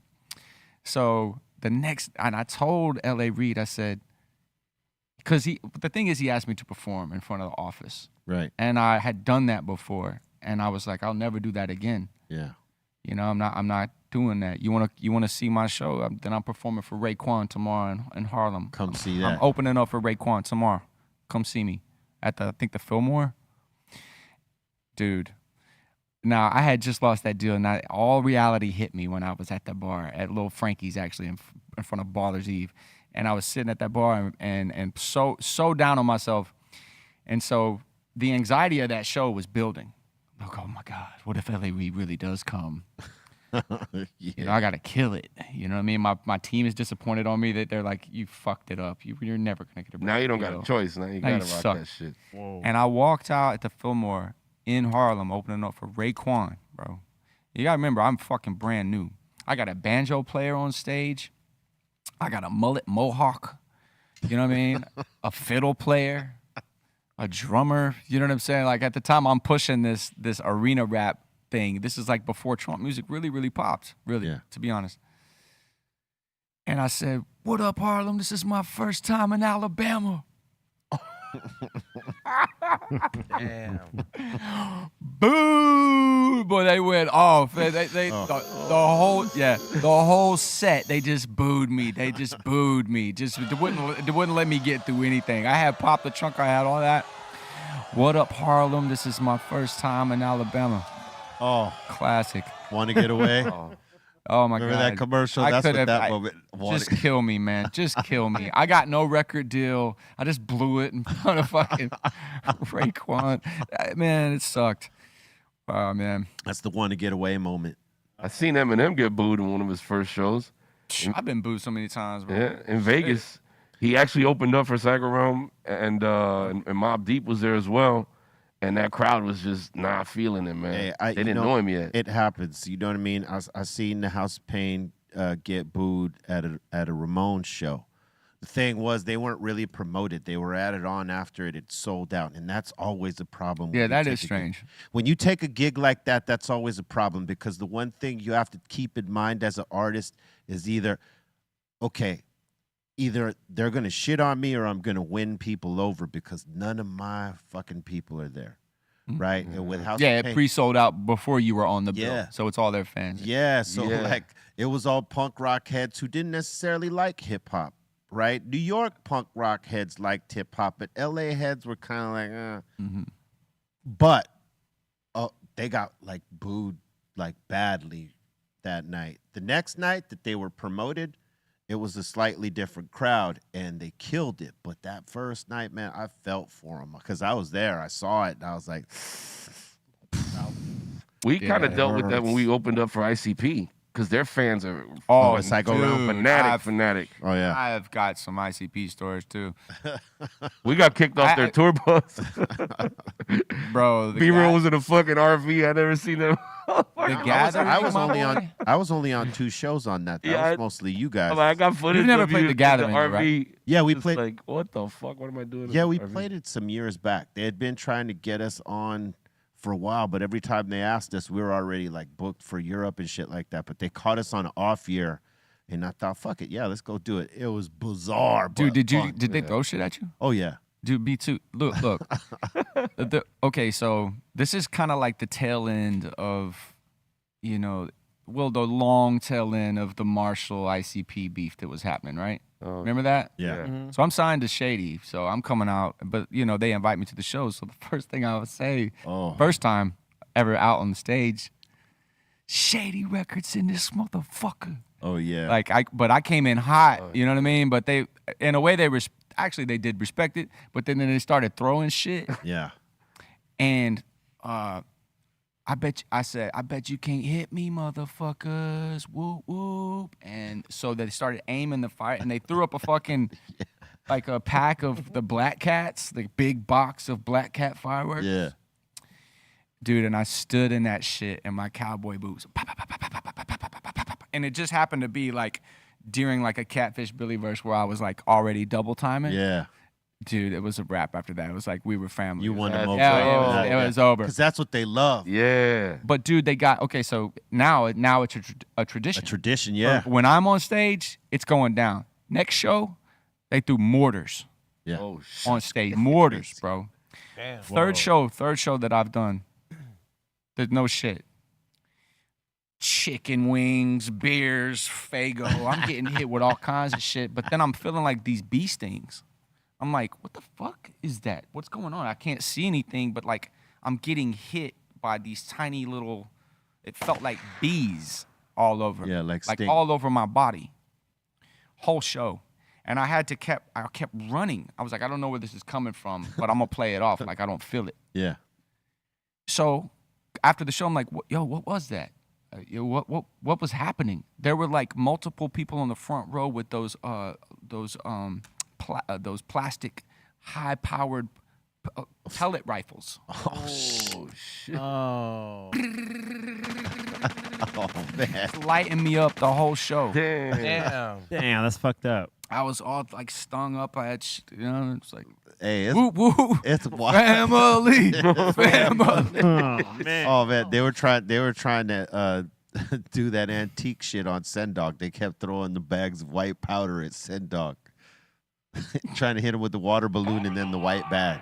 The fuck? Oh yeah, it's hilarious. And then they were setting off fireworks in the crowd like just nuts. You know, like It's some old school shit to show love like that. It's like Western. Yeah. You know, I used to have the chicken wire and Yeah, shit. yeah, You yeah. throw bottles. You fuck with the band, so you throw bottles at them and That's shit. right. Or Jamaicans busting. Fuck. hey, if you embrace it, right? If you don't play that, big league shit, we're like, this is beneath me type shit. Like they shouldn't be throwing shit at me. You know what I mean? If you just embrace it and have fun in the moment, Oh yeah. they rock with you. Of course. And then it makes it fun. Because they're like a wild ass crowd. So if you get them, Oh yeah. I mean, like I seen Hobson. You remember Hobson? Yeah. Oh yeah. He fucking rocked that crowd, bro. This motherfucker did a stage dive. It was like probably the longest one I had seen. It was like a long jump and shit. Like Nacho Libre. Yeah, this motherfucker was flying across, and they love this motherfucker, man, at the gatherings, man. But it's a vibe, man. If you go there, you got to know that it's a vibe, and if you agree to do it, you can't be on some bullshit. You got to, like just power through it and give the show and embrace what's happening. Just have fun. Don't take anything personally. Yeah. Just have fun. That That's it. part. Don't take it personal. Yeah, man. Yeah. Part of the vibe, man. Part of the vibe. You know what you signed up for, motherfucker. That's right. You know what you're here for. I know exactly what I'm there for. Yeah. I love it. It's a good crowd, man. They fucking rock with you. Yeah. It was one of the most different festivals that we did, but it was actually fun. And it's hard. Festivals are festivals. You know, it's like work. You go up there and you knock it down, and if it's a good crowd, you have a good time and shit. And sometimes when it's an okay crowd, you're like, oh, okay, it's work. But this shit, it's like, if you imagine being on mushrooms at that. Oh, bro. Or some psychedelics at that shit. Oh man, that shit would be crazy because you got like half the crowd painted up and on that juggalo shit. Imagine being totally tripping balls in the middle of that, and they're letting off fireworks and throwing shit on stage. Fucking clowns everywhere, fireworks. That kind of shit, you don't know. Party. I would imagine many are like that when they're there. They're Oh, yeah. totally fucked up. Yeah. Yeah. Yeah, man. As long as the furries don't meet up with the juggalos, you ain't gonna trip that bad. You ever seen that? Oh, the fur. We ran into a furry convention on this fucking tour, bro. What It is was that? the craziest Dude, shit. I've been, yeah. they have relationships, bro. These people, they like have sex and shit, like Yeah. with their furries Wearing on. their suits. Yeah. There's people that can't orgasm unless they are in their suit. Yeah. So they put on like like I'm a bear. Every one of them's different. Too. I'm a Yeah. bear. Is this it right here? I'm a bunny. They took over Yeah. They took over Atlanta a few weeks ago. Look at this dude in the helmet. He ain't no furry. This is what the internet has done. The gathering of fucking weirdos. Dude, and a lot of it's like anime characters from like. Hey, we went. So Bobo, Trace, Dude, and thanks. myself, we went out of our hotel to try to find a breakfast spot, but everything was like slammed everywhere. And then we started noticing people walking around in those masks or their full blown fucking costume, or whatever, and we're like walking through these different hallways, and we get into this one hotel, and all of a sudden there's more of them. Then we go deeper into the hotel. We're trying to find the way out of this motherfucker, right? We find ourselves dead in the middle of their convention. Yes. There's Fucking Alice in Wonderland. You know, I could get into it. Oh yeah. I could get into because the anonymousness. Yeah. You know what I mean? Like Yeah. the hiding. Yeah. That could be fun. You know what I mean? Like yeah. fucking walking around in a suit and fucking like just No one knows knows yeah. shit. No one knows shit. And no one wants to know. No one cares. Yeah. That's tight. I want to try to bone somebody in one of those. You know, that's like, Yeah. There's porn. Hey, of find it. the next convention. I get haven't heard yourself- bone in so long. I want a bone. You're just gonna they bone want to somebody. bone down, son. Hey, yeah, just get yourself, like a wolf, wolf apparatus. They're all dog, you know what I'm custom. saying? Yeah, Go get Yeah, yourself like they're all- wolfed up. shit. depends on the character Know what I'm you saying? want to be. There's a sure whole I got that there's, zipper in the front. there's a whole new industry. Like China has a bunch of companies that just make specifically mascots and these suits. Like if you have like any mascot dude. for a company, they'll make it into a suit. But Yep. you know, I've like Oh, dog, we chatted s- with them, and they're trying to show you examples of like, yeah, this is the kinds we make, and it's like mostly they make them for a lot of furry. Hey, you see everything at one of those fucking places. Like you see the fox, the hounds, the rabbits, the fucking cats. What else did we see? It was the first for me. Squirrels. Squirrels, yes, Yep. squirrels. Lots of Oh, yeah, I squirrels. just saw Sexy it. That squirrels. picture. Many squirrels. Put that picture back. They're real squirrely. Yeah, that's the a kangaroo. she's a wolf. Dude. She's halfway. she's half about that life. She's She ain't halfway. really about The that life. convention is called Furry Con. Yeah, her man right Yeah, there is Furry Con. is fully. Good. He's with it. He's Are they bought in the in. ditch? Where are they right there, by the way? Some chick with a hairy bush is gonna show up yeah, at Furry okay. Con. That's the Golden Gate. Yeah, so the last. Maybe. I don't know what the fuck that. That's not the Golden. I don't know what they're talking So the FurCon was just in Atlanta. Look at dude at the back with the tail. Look at about. Oh, And he knows. Squirrel. Got the ears. he's on a budget. He's on a squirrel. He's a squirrel, son. He's on a budget though. But trying to get them nuts. This dude on the left is a baller. Sometimes it is E-Zone. Yeah, dude on the left is a baller because that costume probably cost some money. A few G's. Yeah, for sure. Yeah. A few G's. Absolutely. For a hobby, for your interest. What if you infiltrated with a pack of 10 motherfuckers and you just That start shit would be fun, man. beating man, everybody? I'm down. That bro. actually sounds like fucking That sounds fun. like fun. I'm down. We should do that Let's do it. after we release the acapella. Yeah, dude. Have somebody with a camera. And we just furry up and go fucking just gang around. the infiltrators. Like Wedding Crashers, but it's Furry Crashers. Yeah. Shit, I would go with skunk. Oh, but now you know though. So then you see. See, I gave my shit up. Pepe Le Pew. Never time. They gonna forget. They gonna forget. They party too much to Yeah, they'll remember. forget. There's too many skunks out there anyway. Yeah. I'll put a Yeah. spin on it. But that is a good one. I fuck with a because skunk. that tells you, hey, that motherfucker smokes over there. There you go. He smokes some weed. What would you run with? Damn. That's a good question. I don't know. I gotta think on that. Shit. I seen some hawks down there. Sound guy's good. Might have to be a hawk. Yeah. Boy is on it. I mean, that was some savant shit. That was really fast. It was like hawk. Yeah, he's on that. Word up. Jesus. Hey, look, if you haven't taken time to smash that like, smash it. Please do us that favor and subscribe. Tell your friends, share it out. Tell them to subscribe, crack the all notification bell, and do all the things. And we got a mixed show popping off after this show. DJ FM is spinning the set, so check it out on Be Real TV 2 and Twitch, B_Real TV.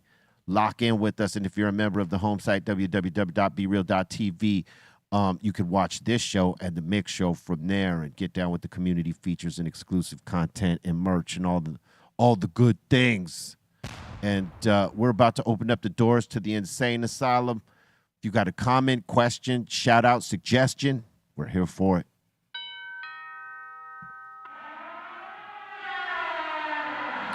Welcome to the Insane Asylum. All right, let's do this. We got E up in here asking question for Yella. How did you come up with your name? Oh, come on, man. Fucking hey, really? Yep. See, these are the Okay, type of things. that's not really that insane, but maybe the answer may be a little bit crazy though.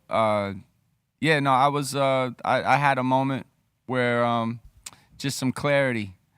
I had just done some really rowdy shit in the streets, and I was out by myself, and there was an owl in a tree, and me and that owl had a moment, and you know, the rest is history. Yelawolf was born right at that moment. Now, the meaning of it came afterwards, but there's been many Yelawolves before me, like a lot of warriors, a lot of Native American. It's Native American roots, but it's Yellow for light and fire and power, and wolf because I'm a lone wolf, you know what I mean? Like, I'm a survivor. That's what Yelawolf is about. Boom. Boom. Next question. Midget Mike's asking, how was it hanging with Mexican OT with Bootleg Kev? Oh, that's my G, man. I love Mexican OT. You met OT yet? Yeah, he's a good dude. Oh, man, he's the best. Yeah. Him and his pops. Yeah, for sure. Yeah, you wouldn't man. think it's his pops till he tells you, you know? Oh, you yeah, think it's nah. just one of his homies and shit. Yeah. Security. Yeah, they're the best, man. Yeah. Yeah, like Bootleg Kev and I have been friends for years, man. So yeah, it was a pleasure meeting OT, and we've got records in the making, by the way. Me and OT. Shout out to Bootleg Kev for That's gonna making be that dope. connection for us. That's going to be dope. What up, OT? Chris is asking, Yella, as a kid, did you play Dungeons and Dragons or build any paint models? What hobbies were you into as a kid? Wow, these questions. This is amazing. All right. Yeah. No. I played with like a Ouija board. Honestly, with like I grew up in a kind of house that didn't really have like kind of like Legos and building things. It was more like yeah, Monopoly and Ouija boards. Did you make the piece? To be move? honest, I wasn't a gamer at all. I played outside, man. I stayed outside. Like, my parents were like, get the fuck out, and I don't want to see you until the sun goes down. And that's the kind of house I grew up with. Like, get out of my way. Leave. Go Go outside. play. Go outside, go do something. So, and the only rule was I had to be in the distance, as long as they could, if I could hear their voice when they yelled from the porch, it's time to come in, then that was the only rule I had growing up. So we spent most of our time outside, man. Did you ever make the Ouija piece move? Did it ever move? Oh, dude, yeah. What? You ever seen that? Have you ever experienced that? Not in front of me, no. But I know Anyone? many that, Yes. that have fucked with it, and Yeah. some people have got it to move, and some people couldn't make it. Bro, when me and my grandmother and I used to play with it, rest in peace, Barbara Mitchell. And she was a self-proclaimed, witch. That was her thing. Yeah. So like there was magic books around the house and all these things. She was like a mystic woman, you know what I mean? So she really like dove into that, like ghosts in the house and like everything. Yeah, I played with her, and dude, I wouldn't touch it. Their fingers would not even be on it, just hovering above it, and it would like float around. And yeah, man, that shit works. That trip you out when you I mean, first well, saw it? I mean, I don't know. Maybe we were responsible for that, but Aside from I'm that, a believer. Okay. So aside from that, have you ever seen any paranormal shit? Hell yeah. Yeah. Absolutely. Yeah. Absolutely. Yeah, we have here in this building and, in different places in life for sure. We had a ghost in my grandmother's house, Southside Alabama, Vistamont Circle, off Sturkeytown Road. But it was a thing, and it was throughout all generations of my family, like above me, There was one entity there that was just too obvious, It was like a thing. You guys knew that. It just knew, you know. We didn't give him no silly fucking nickname like Flushy or no shit like that. You ever heard people nickname their ghost and shit? Yeah. Oh, that's just Flushy. Yeah. We got the old man. Yeah, Because we got the old man. Yeah. We got the old That's man. good though. That's a decent I like one. old man. Yeah. But Yeah. Flushy, No, we can't do that. you just got a plumbing problem. Does he Ain't flush nobody the- flushing your Does he toilet. flush the toilets? Yeah, Yeah. the old Our man. guy will move shit.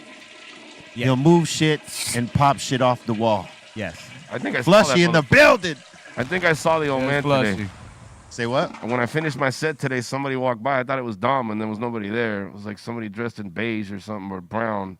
Wow. And Shit, I, bro. Oh, I- you actually saw something. I think I Damn. saw the old man today. Yeah, no, like Oh, we've the old man. seen him move shit here. And, Yeah. like shit come off the wall. Yo, that's funny because I always think like ghosts are wasting their time with that shit. Well, like, why are y'all doing that?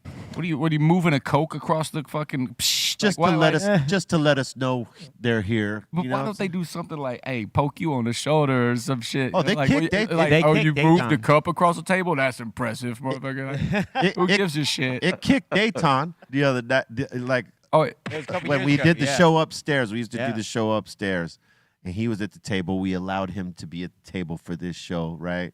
And no one was really sitting next to him or in front of him that could kick within kicking distance. And he was like, "Oh shit, damn. someone just kicked me." I feel like the old man's gonna kick me before for talking shit.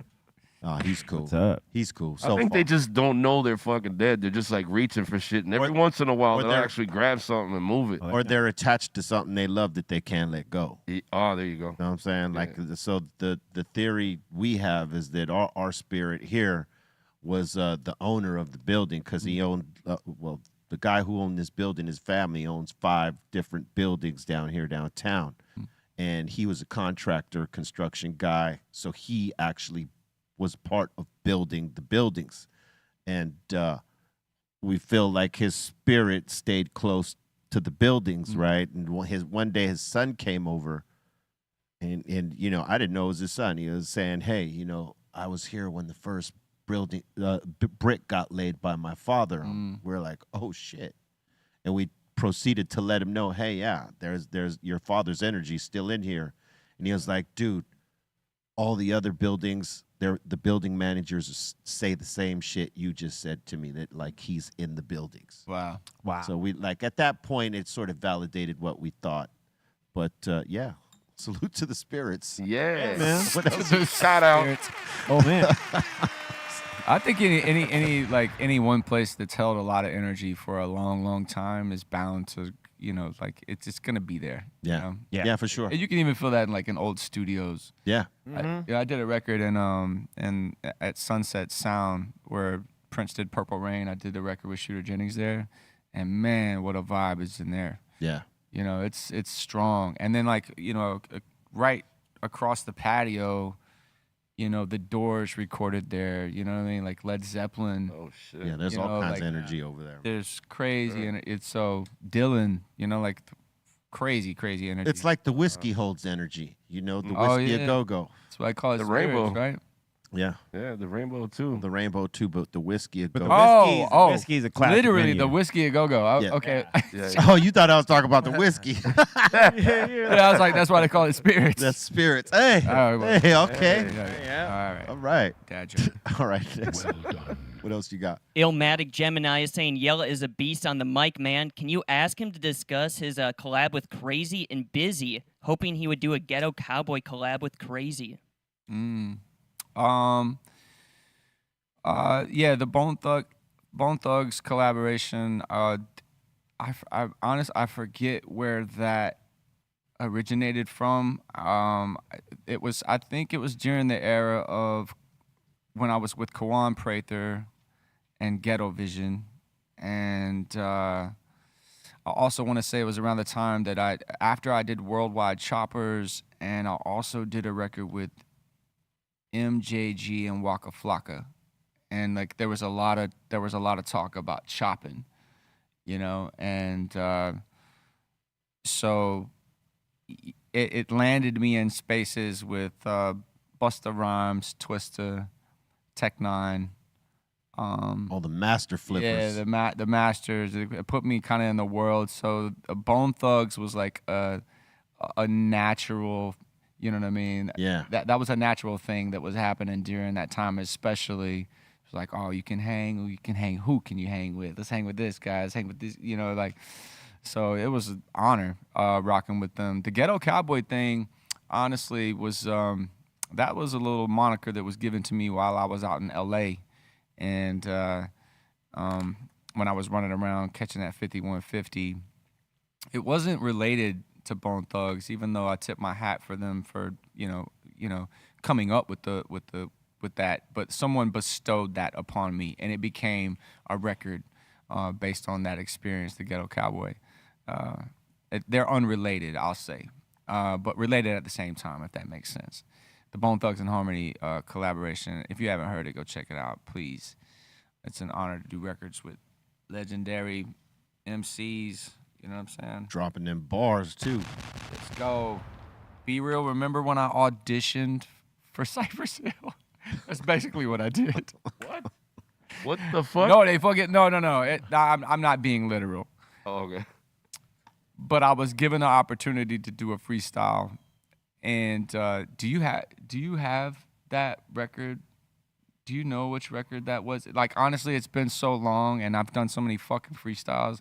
I forget which one it was. Do you remember? Yeah, we'd have to ask Muggs. Somebody do some. Where's the producer? God damn it! Yo, Beery. Is it a hand over fist or? No, that was. No. BMF? That's Mile Zero. Yeah. Hand Over Fist is the one we did like that's the a few recent years one. ago.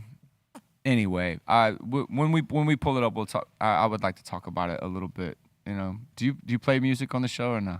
Sometimes, bro. Sometimes. This verse, I swear to God, I was auditioning to get in the band when I fucking wrote this motherfucking verse. Gotta find that. But anyway, I was like, the reason I thought of that, honestly, is because of the question, the Bone Thugs thing. You know, I was reaching up. During the time, like, to you guys, some Bone Thugs and 8-Ball MJG, Bun B, Raekwon.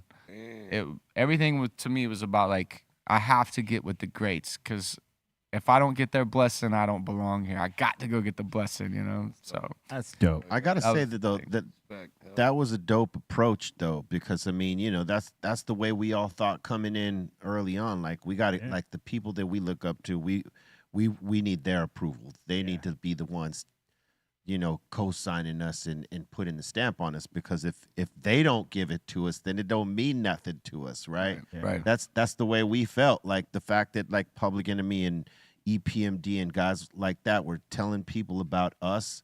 It's that same shit. Like, you know, you want the guys that you used to, you know, listen to or still listen to and you look up to be the ones to stamp you.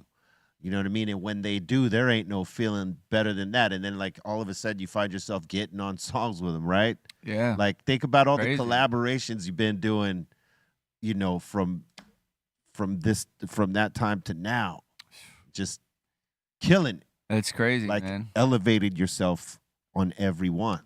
Yeah, well, as they say, you know what I mean? Like, not to be cliche, but still does sharpen steel, man. Yeah. That is a true thing. You Hey, know? Muggs told me one time, man, and I never forget this because it's the truest thing. As an MC, to be one of the best, you have to be around the best and get with the best, right? And that's exactly what you did. You went to some of the, you know, most respected bar spitters that flip rhymes, not just with the bars, but like they got the style flips and the whole shit, and got with them and collaborated with them and hung with them and, like, you know, put bars of flames down yourself. You know what I mean? Thank you, man. Well, I'll tell you my first opportunity to do that.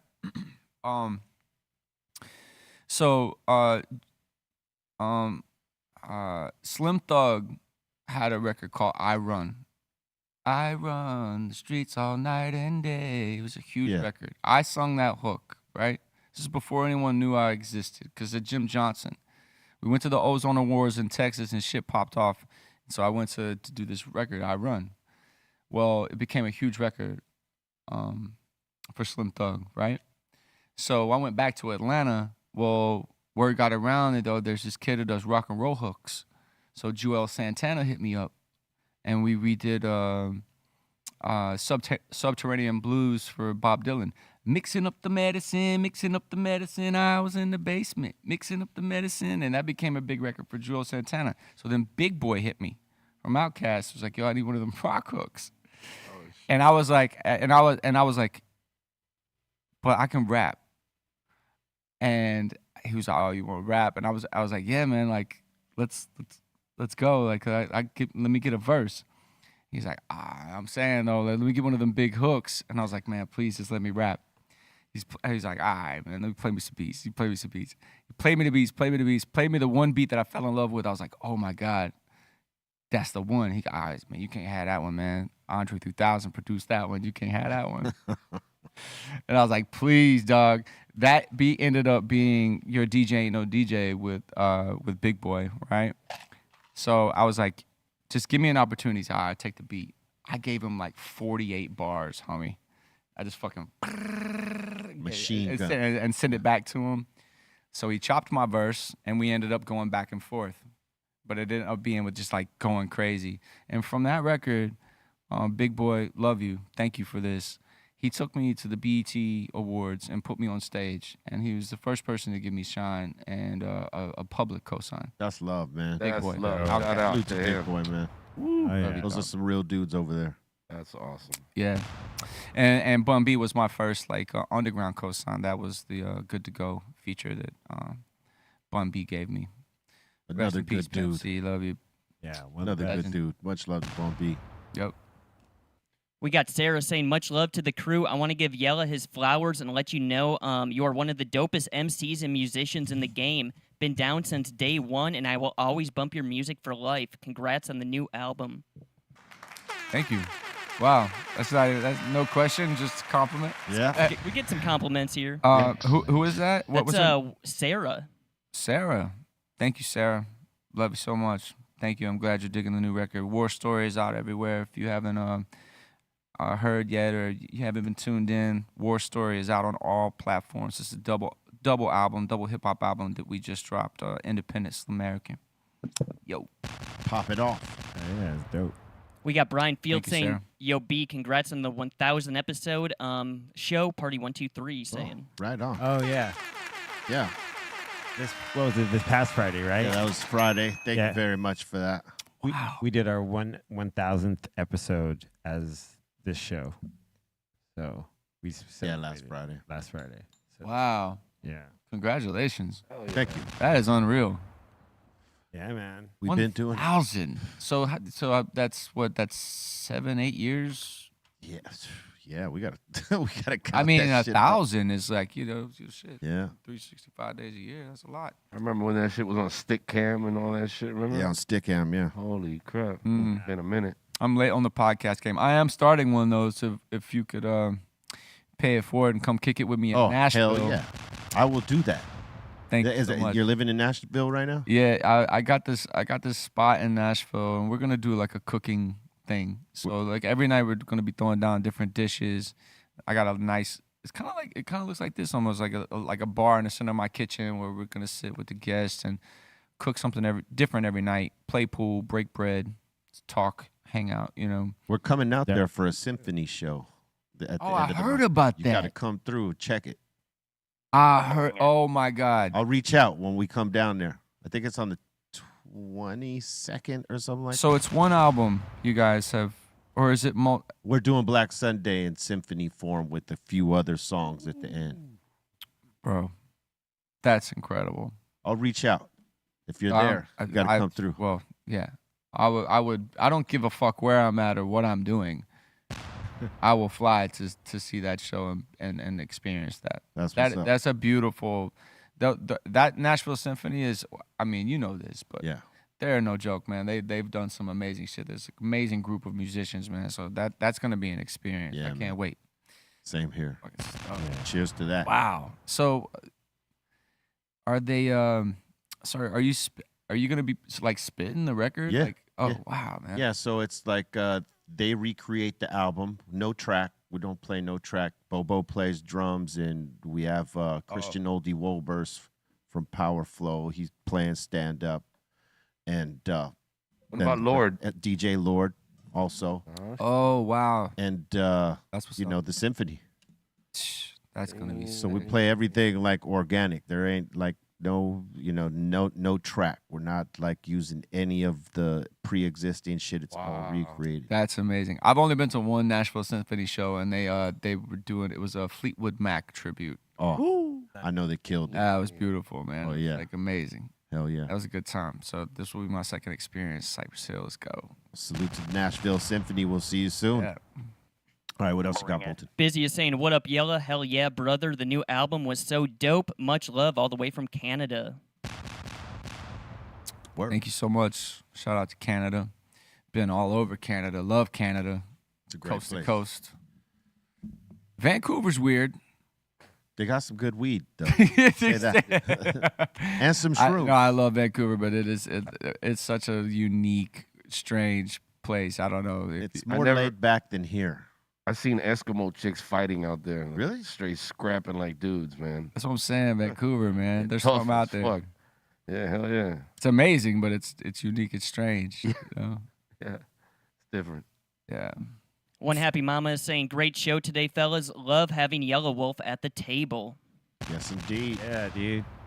It's been an honor being here. Seriously. This whole run's been crazy, man. This new double album. What an experience, man. Got to, connect all the dots on it, man. You know, go see everybody, talk about it, and let people know it's out there, man. Well, it pays to put in work, kids. That's right. That's all I'll say about like me being here is by no accident. You know what I mean? Like we've got history already. Yeah. So I'm honored to say thank you again. I think Jim Johnson produced the track. It might have been on the Rise Up album, maybe, or was it Muggs that produced it? I'm not sure. I think it was Jim though. For what?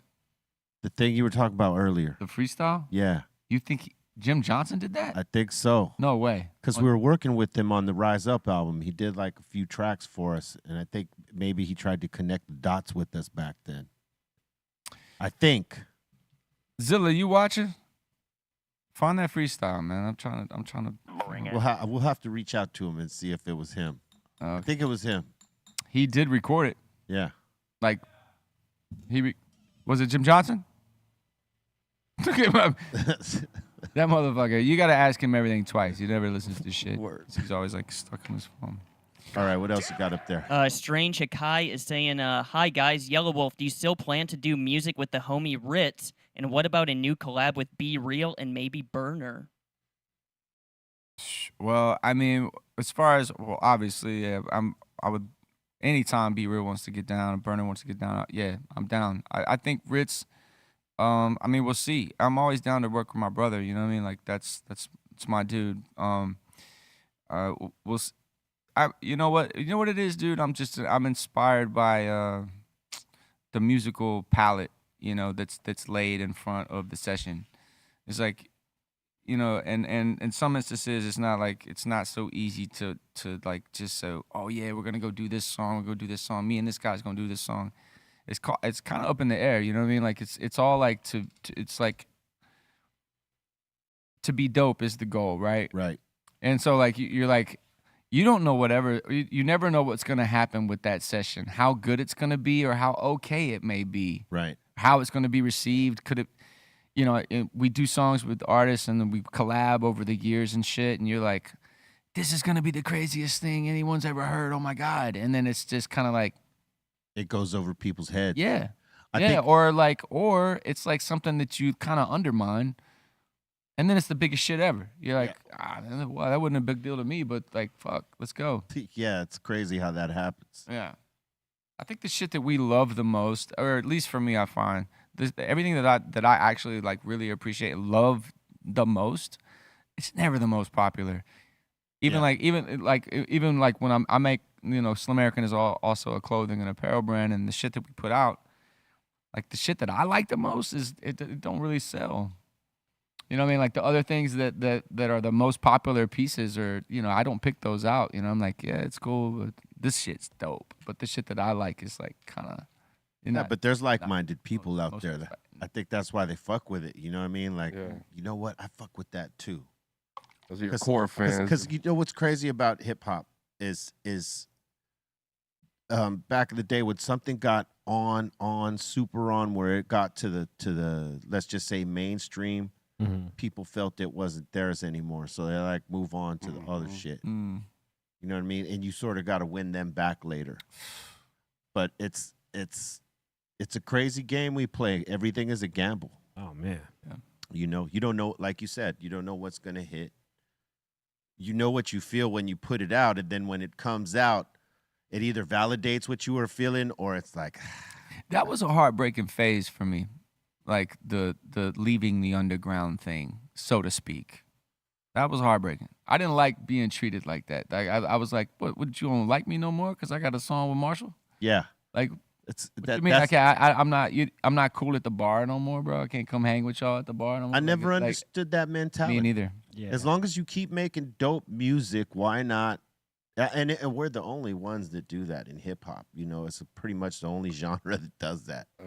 Oh man, they're fucking popular. I ain't trying to hear their shit anymore. yeah. I'm trying to hear Yeah. this other shit now.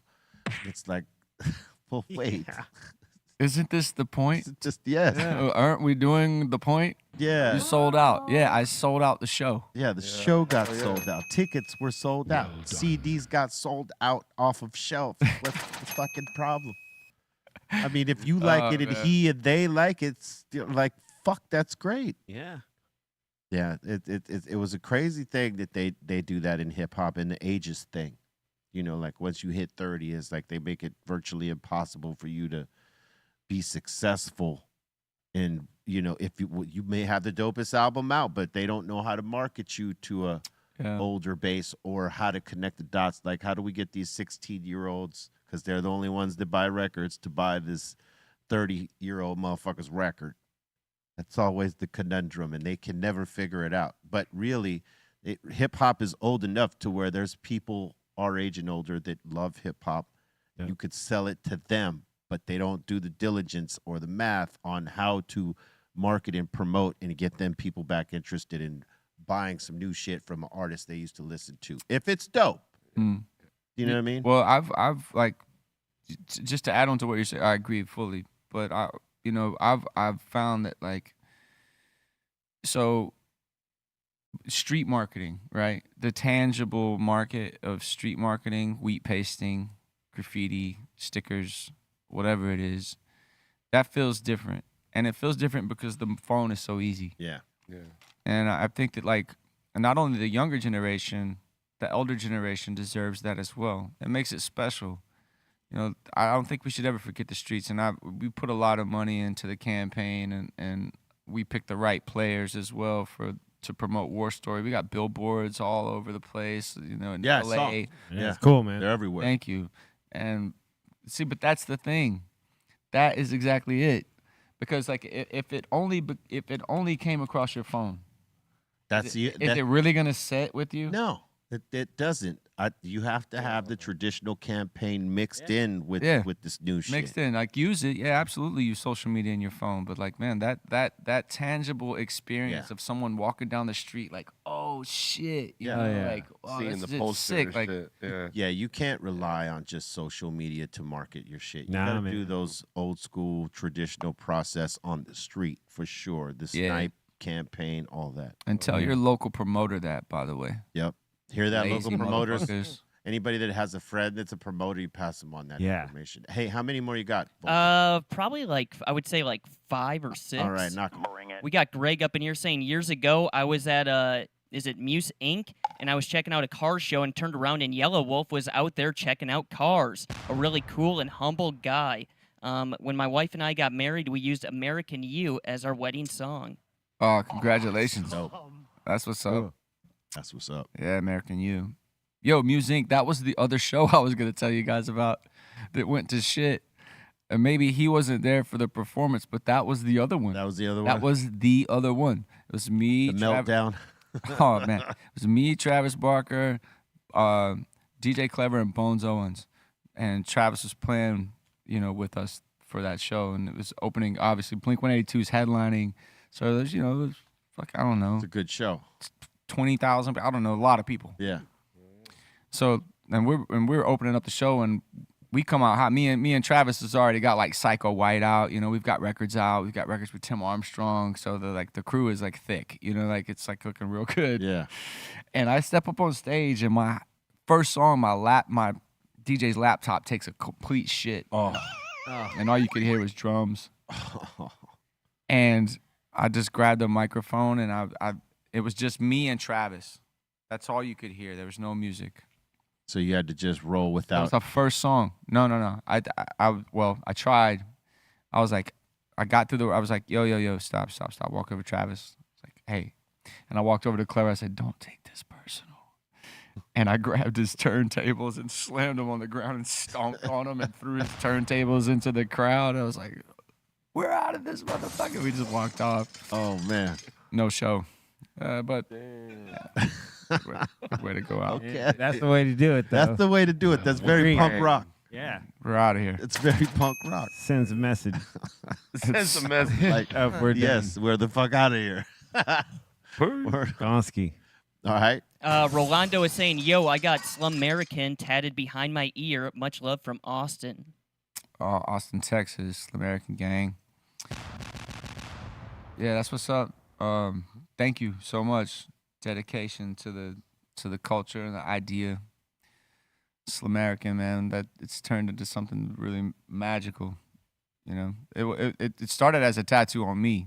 So just so you know, that's how it actually started. I had American on the back of my left leg and Shitison on the other one. Shitison. And it was like a joke. Like if I get arrested and I'm on my stomach, then they could just read the back of my legs. I'm a American Shitison. It was like, and that's kind of how it started. Or running from the police as a skateboarder, you know, like all that shit, like or whatever. Yeah. But it started becoming like how I just would describe things, like, oh, that's American, like that's some real American shit, you know, like a relatable, right? Like something like they tied us in culturally. And at one point, we had more tattoos around the world than we had shirts or anything else. Like, that's dope. So shout out to everybody who's got a American tattoo. You know, I'm a lifer. It's across the forehead, across the chin strap. You know, yeah, lifer. It's right there, man, baby. Evil Jester saying, going to Nashville July 6th through the 11th. Yella need a tour through Slum American. Yeah. This is what we go through every day. It's what we go through every day, Wolf. His, his. Yeah. Him trying to read some Autocorrect shit. that there. That's Bolton. That's Bolton, y'all. Give him a round. Hey, Bolton. All right, yeah. Great. All right. And we just got two more. We got a busy saying, question for Yella. Which beer should I get for tonight? And you should come to Nova Scotia. And he's saying, fuck Fords. Wow. That's so random, dude. What beer should you drink in Nova Scotia? Well, first of all, I don't have any knowledge of any beer from that area, but shit, go for hit you a PBR, ice cold PBR. And what was the other questions? He's just saying you should come to Nova Scotia, and he's saying fuck Fords. Oh, fuck Fords. Oh yeah, fuck Fords. You know, I fucked myself with that. By the way, I'm a huge fan of a lot of Fords, but I can never drive one because I'm a Chevy dude, and I've said like I'm box Chevy, which I am. I'm a Chevy man for life. Some Fords rolled by, and I'm like, man, that's just cold blooded, you know. But it's too late.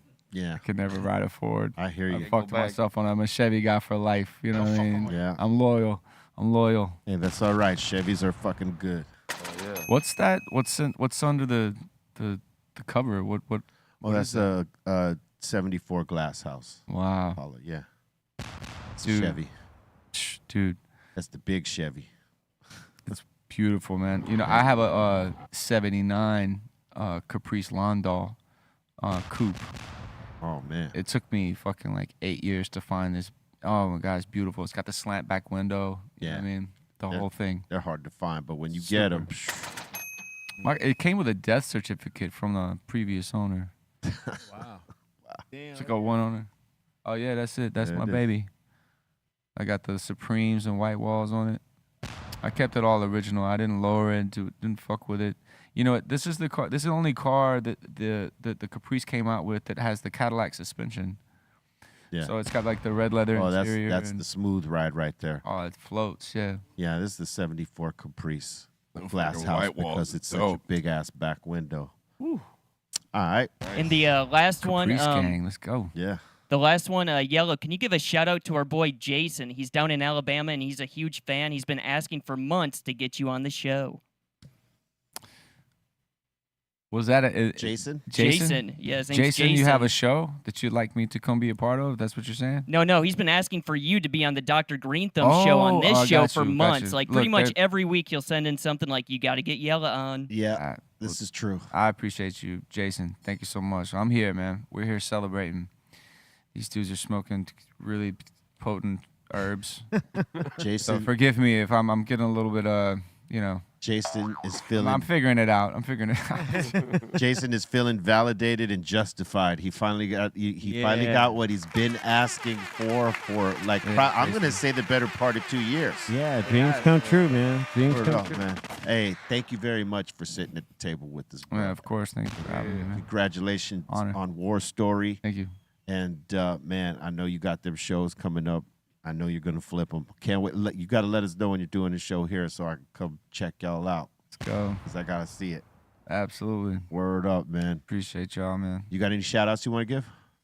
Man. Well, thank you. Thank you for having me. Thank you guys for sharing some time. And yeah, shout out my manager, Outzilla, for pulling all this shit together. He's a fucking maniac for managing my career. And yeah, War Stories out everywhere. That's pretty much all I got to say right now. I've put a lot of work into this double album. So, I said enough in the record as it is. So I would just encourage people to go check it out and, take a moment and digest it. If you like listening to full albums, this would be one that you want to ride to. There's plenty of records you could just skip through and have fun as well. But I encourage people to just digest the body of work, War Story. Go into the adventure. You know what I'm saying? Yeah. C-Minus, you got any shout outs? Shout out to everyone here at the table. B, E-Zone, FM. Wolf, pleasure to have you. Shout out to the Treehouse crew. That's Bolton. That's Ray. And, of course, Dom. Shout out to Aton. Shout out to Dro. Shout out to Richie Abbott. Thank you so much, bro. Good. Always a pleasure seeing you. Shout out to everyone that watches. You can follow me at C-Fan4 on IG and all the social medias. And I love you, Mom. And everyone have a great day. I'll be on the podcast with Ghost Boogie later. Word. Bolton. Shout the Insane Asylum. Thank you guys so much. Shout to Ray Morning Shot Films. Shout to the Dominator. And what's going on, FM? What up? Shout outs. Yo, big shout out to everybody here, man. Big shout out to the boys upstairs. You're on point, as Yella was saying. Much respect to you, bro.